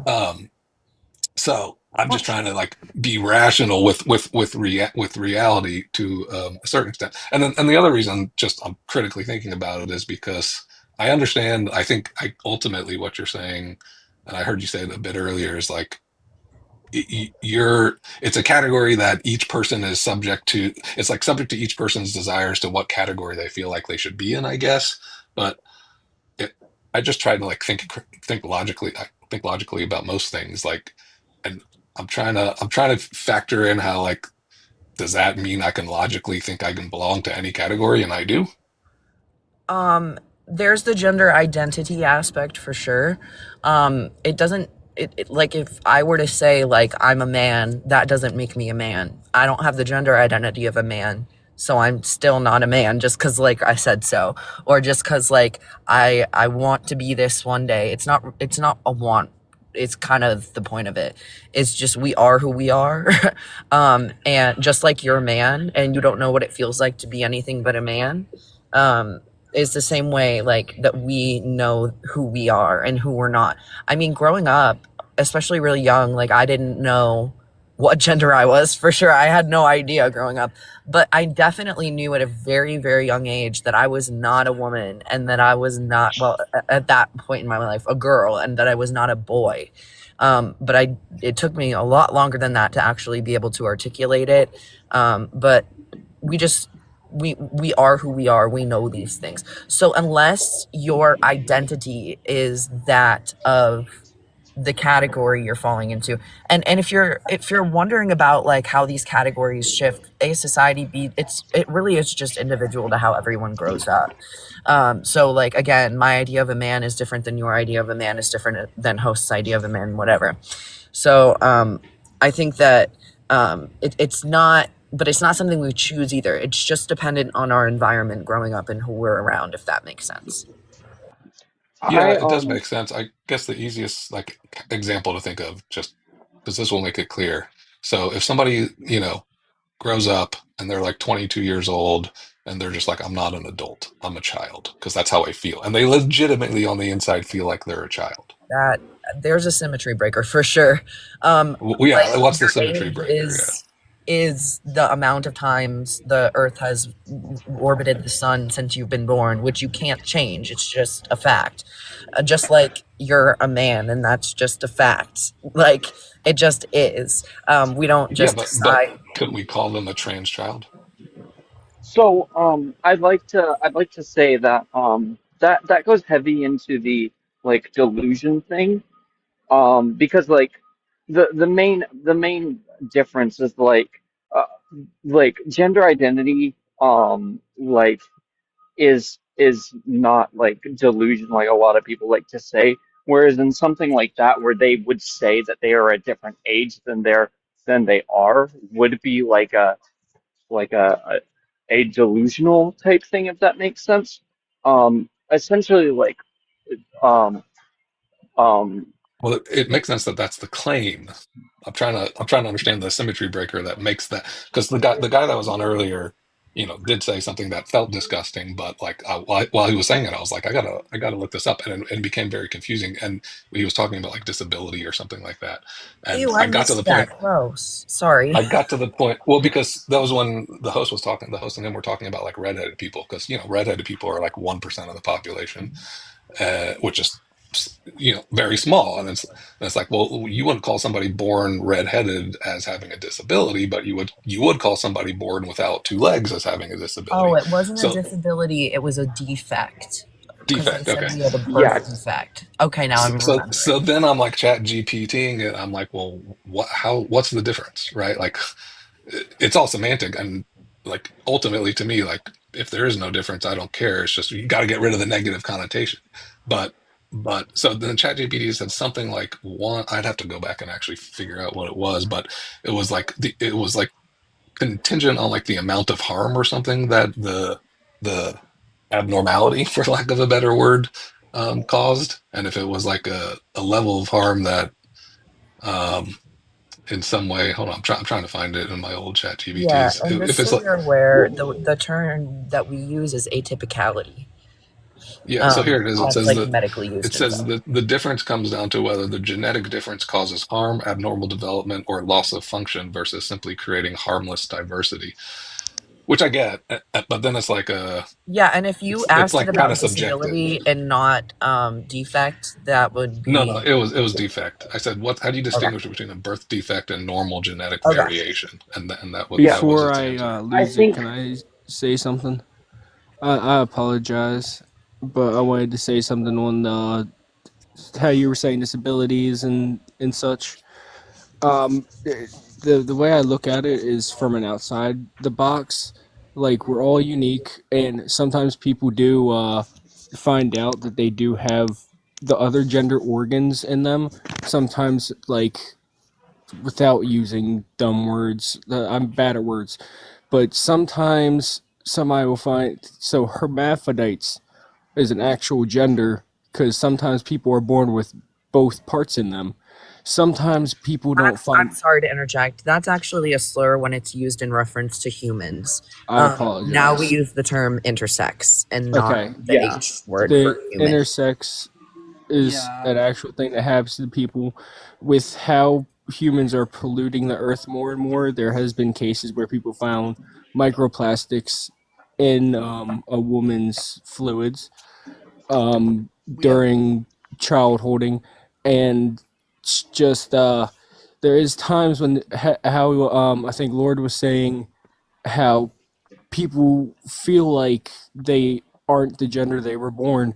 Sometimes people are born with other bits inside of them, and there is times where they won't know that, or as you guys were saying, as they grow up they're taught this way compared to that way. We're all unique, and sometimes some people are different than others. It doesn't matter how you are, white, black, whatever. But just in general, that I'm sorry, I have ADHD and I didn't want to lose this thought, but we're all made differently. Sometimes the code of you could be different. You know what I mean? I Yeah, no. actually oh, I'm sorry. I'll let you finish, but I had an actual answer for your question on like the H thing. Okay. Yeah, no. I was just gonna say that. Yeah, the whole reason I got to the defect versus genetic um, uh, abnormal or genetic variation was because I was asking about people that are born with like XY, but there's some syndrome where like you're born with XY, but you don't actually. Otherwise, none of the male portion of that expresses itself, and so Yeah, they look completely female, and they are female, right? They are female, yeah, even they though they just don't like have drugs Yeah. and XX. So yeah, yeah, their SRY gene just never was active. That's why from You're birth. yeah, like it doesn't. Yeah, So I actually did sort of do some thinking about this with the age comparison, right, and analogy, right? So the main thing that a lot of people get mixed up is like that even though the terms that we use for age um are like societally made, like every term is. Age in of itself is directly related to biology, and the time that you've spent on this earth, as in not just the terms, but literally the concept and like everything about gender itself is societal. Some typically Well, will relate it did you to catch what sex. I said earlier? So that's only relatively recent. If you like look into the history of the etymology of the word gender, like 60 years ago, it was not just societal; it was fully tied into biological. The reason it's only societal now is because we've come to the conclusion that it should be more societal. Oh, that's That's how. misinformation. They just didn't call it gender then. They had genders, they just didn't call them gender. Yeah, Yeah, Right. no, so So there the so because the thing is like gender cannot be inherently biological because like you don't call a female dog a woman, do you? no. That exactly the point. It's completely human and societal based. Like we Well, have that means it is SMEX biologically for based bio too. There is a we have biological component to it. we have SMEX for anything biological based you, with I'm pretty sure you can say I guess with you. sex. that. I've always said sex. I've never been filtered for it. I So think say it. I've been Say cursing the too, word. so I No. apologize. um. No, I don't want to get anything affected with the live itself. No. The only people that have ever gotten filtered is me for bringing up a website, because apparently that's copyright protection. Even though I'm using it in fair use way, the live really Well, does not like that, and like actually hate speech. People get warnings for that, which is good. oh But no, yeah, I was in a live the other day where people were spamming the F slur and all different types of bigotry slurs, and they didn't get a strike. Nothing happened to the live, like at all. Literally, like they were spamming it, saying it like every 10 seconds, and people were mass reporting, and nothing happened to them. I also believe that there's something going on with a transfer of the ownership of TikTok, and so the new owners are still not completely like have the handle on the security and filtering process of like lives especially. I'm gonna drop. I'll keep listening if I can, but I got some work to do. Appreciate it. Oh yeah, you're good. that's all good. Come Yeah, back Uh, anytime because you were I can respecting also drop the because other one. I'm not up. So. Evelyn, it's nice to meet you. Can I ask your pronouns? Oh yeah, she they. She, they. I've Got it. I've been around debating for like a couple of weeks now to the point where pretty much if any argument is brought up, I can give an answer to it. That's sick. Well, it was good to meet you. It was good to meet you too. I'll let you drop me because that'll affect the algorithm for TikTok if I drop myself. does Okay, it bye. really, or is that just a confirmation bias thing? Who knows? No, it does. Oh, okay. Well, get out of here then. Remind me when I do go to drop that you should kick me, okay? I'll probably just end stream. Fair, you've been Yeah, live long enough already. I've been live for almost 3 hours, so it's pretty. It's a long first live. Damn. We Solid. have. Also, I think it's Draco. I already said this in the comments, but for real, we all learn something new every day. I have accidentally used slurs that I didn't know were slurs before. Life happens. So I just wanted to say, like, we're not mad. We're just glad that we had the opportunity to address it. And now we all know something. Yeah, it's Yeah, there's a good, a lot of these older words have been used even if they're like originally medically used. Like if you're not using them in the strict medical sense, I try not to say them because they've been used as like hate speech essentially. They Derogatory, use yeah. this as insults. And that's kind of like, and it's fine to not know that. That's totally fine. Just if people keep doing, that's the problem. I Exactly. just wanted to say that we're all human, but eventually the code of humans does have its issues, but we're all unique, but there shouldn't be hate because of it. And also, it brings me to tears that one of my good gaming buddies that I've known for like 9 years, like they've been transitioning from him to she them, they don't plan to get surgery, but they are taking estrogen. But like, it brings me to tears that they were scared to come out. It's like, screw what everybody else thinks. You are you. It's do To your be thing. completely honest with you, it's really dangerous right now. Um, we'd love to just say screw it, but especially my sisters and I live in a red state, so especially when they lived here too, um, you're definitely at risk if you're visibly trans. Yeah, that So they understand. My I can't say buddy really, but I'd still call him my buddy because buddy can be as used long either as way. you use her correct pronouns, which might take some time, but as long as you're working on it, then I don't. I mean, if they're still cool with buddy, I find that gender neutral, but that's also just me. Yeah, they aren't like public open because yes, people. Excuse my language, but people are assholes. But Hmm. if you look outside the box, we're all unique. You are the way you are. Don't down yourself because of that. Exactly.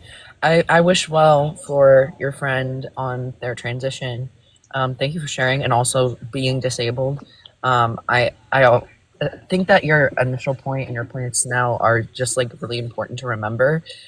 We never want to slip into eugenics territory of like this group of people with this sort of disability or this sort of gender identity and sex misalignment, whatever it may be, these people with this skin color, you know, we never want to go into that direction with things. So it's always important for us to keep in mind that, like, we are a freaking diverse species, and that's a beautiful, good thing. The doctor said that I wasn't going to be an active, walking, talking individual. I had heart surgery when I was 2, and they said I wasn't going to be able to do jack skibbity. I don't fucking know. Jack squat. But I plant trees for a living now, and I make my coworkers laugh, have That's good awesome. conversations with them and everything. And honestly, I think I might be missing a brain cell or two, but you know, sometimes I need to take a second and recalibrate my brain when somebody talks to me. Thanks, ADHD. But like, besides that, I mean, I've proved doctors wrong because I am me, and me is me. I think I'll be honest Yeah. too. I think sometimes too, doctors say a lot of negative things. Sometimes it just try to temper expectations because it can be really hard on parents. I would think too if you're expecting this perfectly fine children, they don't turn out that way. I feel like it'd be a lot more moral to say, hey, you should temper your expectations based off of what could happen in some regards, but you shouldn't let that limit them. I'm Yeah. really glad to Right. hear that you've overcome what like might have been expected of you. That's good to see. The So. funniest part about the doctor saying the thing was, excuse my language, but my mother told me when the doctor said that I peed on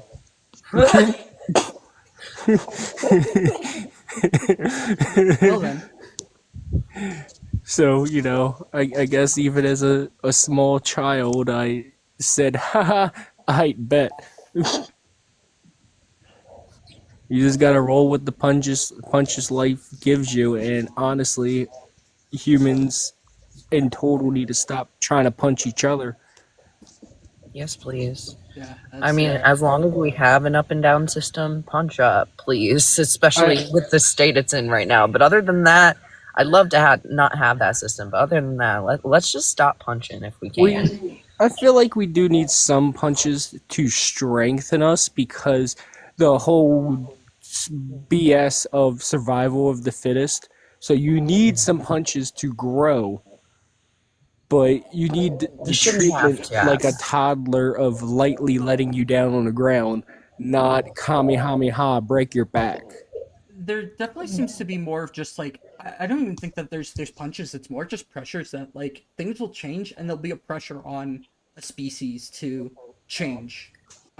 And that's what really drives evolution is that there's genes that are better adapted for these pressures and genes that don't. And it seems pretty random of what pressures exist and what genes are I selected for, for as a result. So it's like I find it funny when people try to assign these like normative values to like good and bad to these. It's like, no, this just seems very random based off of like all the With evidence we have. So My thoughts too. with the good and bad traits, I forget what study it was, but there was a study with some animal that the females preferred the male with like a dot on their head or something. I forget what animal it was, but also a fun little fact that I learned from my coworkers is that the darker skin person you are, did you know they produce oxygen? Like I'm not white, but I don't care what color I am. But it's interesting that the darker complexion you are, you actually produce oxygen. If you is it lost a like whole better bunch of respiration rate or something like that? Because that might no, make sense based like off of like Neanderthals. the melanin, Oh yeah, the melanin. Um, the melanin in their skin. huh. And it's like if you locked a bunch of pale people up in a sealed room and a bunch of my coworkers would laugh at this, but a bunch of chocolate people, I'm not sure. We Yeah, have I they would would say survive people of longer. color. I don't think that that's like super based on I evidence, to be mean, like their honest. complexion is very, very dark. It might make sense that they have better respiratory function, because that can be dealt with in genetics. Because I know that, to make a long story short, most of the people who aren't of like direct African descendants have at least some Neanderthal DNA in them, and it might be the case that Neanderthals just didn't do as well in terms of respiratory function. Um, I mean, Neanderthals had some. They were just they're different species, but we could crossbreed with them, sorta. One way would let us continue breeding, the other wouldn't. I forget It who. pains me to think about our ancestors and how through evolution we hear about how we came from monkeys and then the word that you just used. Neanderthal? I'm Yeah, it's not an easy trying, word. I struggle as. I mean, I've but messed around. Like I've said yeah yeah yeah yeah yeah before. It's not an easy the word sometimes. the different varieties of human. But how did we get to the point where it seems like we've made those other varieties extinct? Uh, it's Like we need to just stop just throwing kamehameha punches at people. we're not sure actually about that entirely. From my understanding, my understanding is that there it's either that at least some of the species of other hominids were had been outcompeted, that we just did better than them. We would hunt the food, hunt food better, and that kind of stuff, and we just basically one bad situation could lead to their downfall. um and A like we would quote that consume. pisses me off. My bad. So like if we're hunting the same animals, it would be likely like hominids, like Homo sapiens. We one of the big things that let us kind of get out of Africa was the spear with like I forget what it is called, but it's like a spear with we you use another stick to throw the spear, and that was very that made us be able to hunt animals at much longer ranges because it gave us the ability to Right. throw spears much faster. And that was just like a broken advantage that we had that would have like been super competitive. Like that would have made us been able Right. to hunt animals in the area much more effectively. And that would have led to other species being disadvantagedly A selected for. quote. So, I apologize, but a quote that really itches my nerve and makes me mad, and it's like stuff that's going on right now. If you like very far like connect the dots, you know what I mean? The strong call the weak, and it like makes me mad. That quote, I forget where it's from, but the strong call the weak, and it's like I know it's from something somewhere, but it like hurts my soul. oh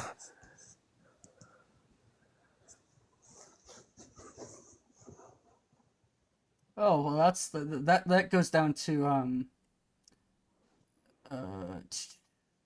it's the idea that the strong exist to cull the weak. Yeah, that goes down to like Yahtzee ideology really fast.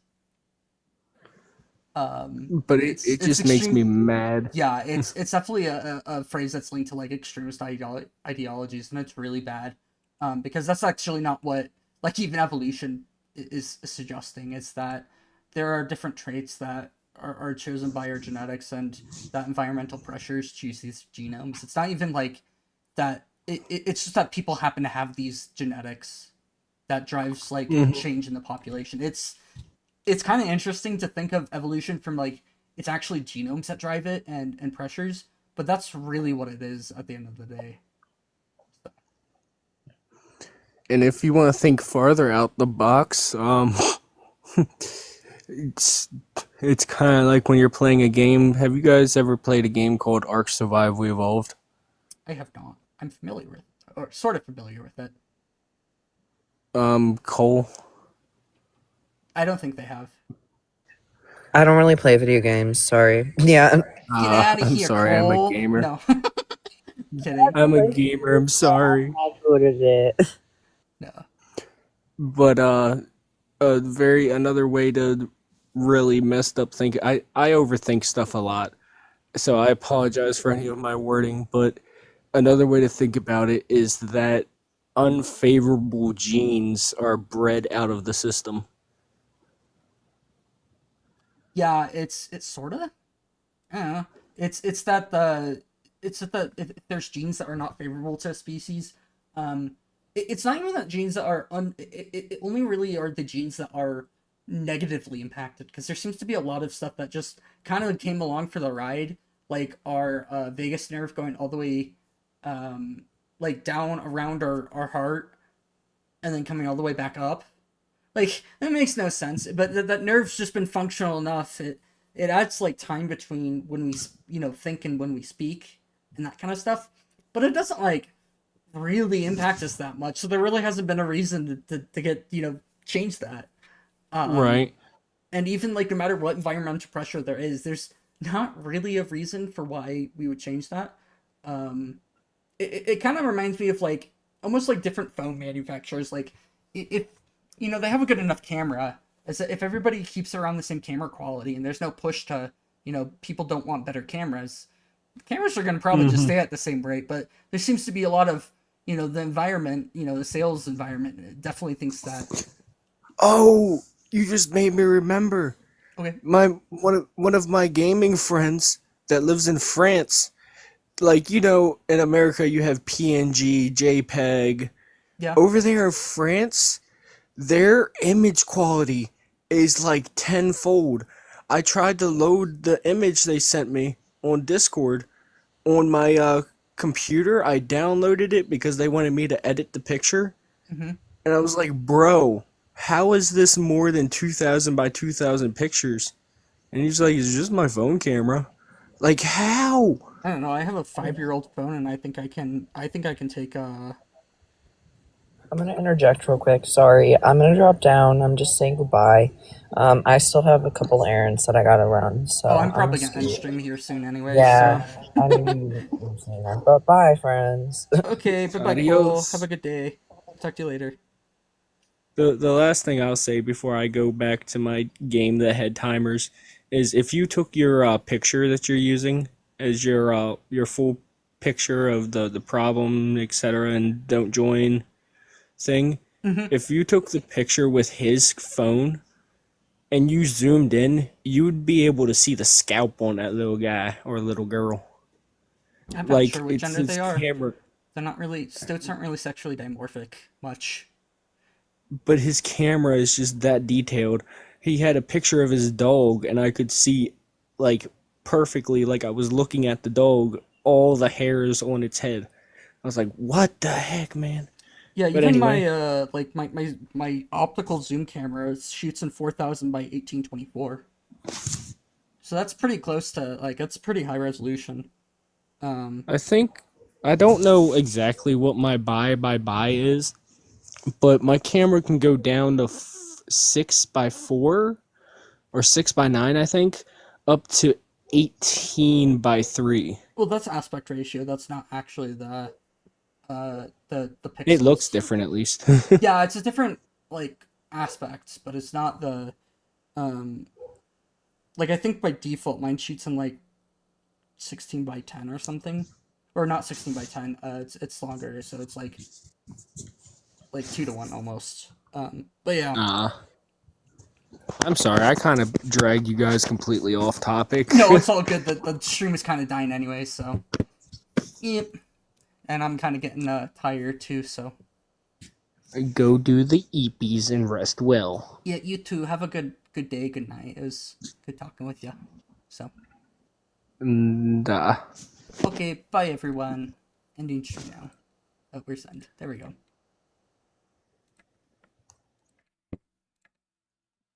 Twitch chat. And no viewers on YouTube, but do we even have a viewer on Twitch? We'll see. And these.